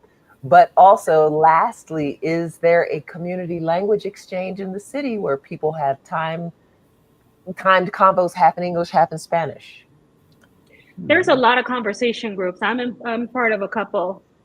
They meet at restaurants and they just talk. So yes, there are. You can find those. You can find them on Facebook. Okay. Yes. And she heard us talking about Hidalgo. We're actually, Pachuca is where we're going tomorrow. So we'll probably be doing a video on our experiences, because this is our first time going to Pachuca. Yeah. So we'll see we'll see what that's like. Yeah. Okay. All right. So y'all have asked us any and everything. That's my DC coming out. Any last closing words or any advice that we haven't covered that you guys want to offer? I would say get out of debt before you come. Ooh. Yeah. When I think about Why? it, well, when I think about it, I did a 2-year preparation. 1 year was getting out of debt, and the next year was just saving money. And then I came. So maybe getting out of debt would be a good place to start, because it feels good to just have to pay your rent. Oh, right. Sure. Absolutely. Yeah. And we were team debt free before we left too. So yeah. And that helps you be able to just leave it behind. Be free. Yeah. Yeah. I would say if you're one of those people like I was, where you just work all the time and then all of a sudden you stop working and you come to Mexico, be ready for lots of feelings. Like how you journal, how are you doing? Like, I didn't even have any hobbies. So it's like, it took a long time for me to kind of get open and into myself and figure stuff out. Trying to figure out what Danielle liked. Yes. Yeah. Yeah. Now, I'm the opposite. I had hobbies, but I had no time to do them. So it took me, and my calendar typically stayed booked, no joke, a year in advance. Every week, every weekend was booked solid for a year in advance. I knew what I was going to be doing next year on such and such a weekend. So when we came to Mexico, the shock of seeing an empty calendar, what it took me a long time to wind down off of that pace. That it almost took me about a smooth 10 months. Yeah. Oh, what you I can say this. I downshifted so hard. Yeah, you got into it fast. I downshifted so hard that it all kind of just went and was gone. And I was like, you that's a good word for it. You downshifted. He was in 100% right straight off the bat. It still took me a long time to unwind out of that I couldn't, relax. So that is a good point. You will now begin to learn yourself in new and different ways that you may or may not have expected. So and especially if you're used to being, like you said, super scheduled, and you get here and nobody's in a hurry. No. Talk about the doctor and nobody's in a hurry. Yeah, So, I mean, I don't think that different idea. It's like the whole delivery thing. I mean, people said, if somebody says they're going to come at 1, don't expect them to be there until 5. We kind of experienced that a little bit. No, we definitely experienced that with the furniture. With the furniture, but that was the only time. I mean, it wasn't horrible. It was. The furniture was horrible. It was. They were supposed to. Yes, they were supposed to come, and they didn't come that day. Didn't come the next day. Are you talking about the furniture in the living room? Yes. That was right there because they didn't have it. But even when they said they were coming, they didn't come. Right, because they only had one piece or this piece. It was a mess. Yeah. But even that, you eventually learn to get off of the I want it now, that type of thing. You start to begin to, okay, relax. It's coming. Easy. It's coming. Calm down. All right. It's not here. They're not here today. All right. It'll be here tomorrow. Right. Which it takes a while. And it showed up, and we're good. So not a biggie. Yeah. Yeah. But the nice part of having hobbies that you now can do is that I can now order my day and time around doing those things, and which sounds like what hobbies are you doing that all won't travel well? Plenty of hobbies, and I want to bring them all won't travel. It depends on how she's traveling. Yeah, I mean, but she might have machines or something like that she needs, or a lot of space. I brought my machines. She brought her machines, an embroidery machine, a cutter, a heat press, and a professional heat press. Professional embroidery machine. I brought all of my things, of my things, and all my books. All the things that I absolutely love. And I didn't know we had a library. We needed to know that we have a library. Yeah, it's right here. It is my library. I bought my library, and that's the downsized library. But bringing my books when we were being intentional about what kind of life we wanted to live and what life would look like. Thinking of hobbies and the things that bring you joy and the things that bring you happiness and that make you complete that was first and foremost, and that was first of mind. So we had to definitely, plan that and make sure that I brought the things that make me happy. Those are, and a lot of those books are from my dissertation. So I was like, I worked too hard for that. All right. There were things that I wanted to be able to just sit back and read and just, right and So, things like that. Yvette, if She's if a you plant mama. if you have a way of paying for maybe a Oh, small part of a shipping But container. plants, she's probably not going to be able No, to not bring in the plants. States. No, But no they plants. have beautiful, Plants here. beautiful, Plants here. So you can reestablish beautiful all of your plants. plants. Oh, Yeah, I see. I see Yeah. you. I see Aisha. absolutely gorgeous plants Yes. here. So if that's just bring your tools. Yeah. Bring all your tools, and you can get new plants here. Gorgeous plants. Yeah. And Michelle wants to she's going to take the ones that she can't replace. I know. Yeah. I know. Mm-hmm. Just, yeah. Yeah, so that's a good point. Like, okay. But like I had a bunch of books and I got rid of 99% of them because I didn't know any better. But that's, I guess, one of the things I would have done differently is that I would have just left books at people's houses. And as I go back to visit, just put a couple of books in my suitcase. Yeah. Yeah. And then remember, if you're temporary resident, you got the Menage de Casa process that you can import stuff without paying any type of fee. Yeah. So we brought our books, we bought our, we did bring we bought the big screen television. Actually, we brought 3 televisions from the States. Yeah, but these were like the man cave TV and things like that. We brought our good linens and towels and things like the luxury plush good stuff. Those were, we didn't just bring any old stuff. We made sure to bring the things that you don't want to have to replace. Right. But we took advantage of that Menage de Casa process and to be able to import our things without paying any duty on it. All right. Okay. I think we've done enough. I think we have done enough. This Yes. is the longest live we have ever done. But we got good folk. Yes. Aisha and Danielle, good folk. Mm-hmm. I'd be glad to see your mama at some point in time because she's a firecracker. Yeah. She's a firecracker. We gotta go out for lunch again. Yes. And again, if you are interested in joining the Black Querétaro group, the Black Querétaro Facebook group, we are always doing some stuff. And now that we're coming into my favorite time of year, Christmas in Querétaro is absolutely beautiful.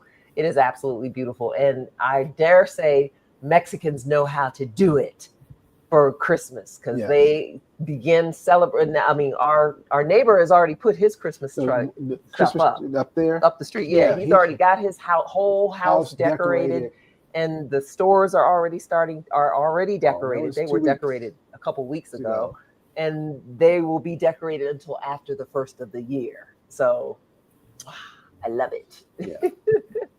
Yeah.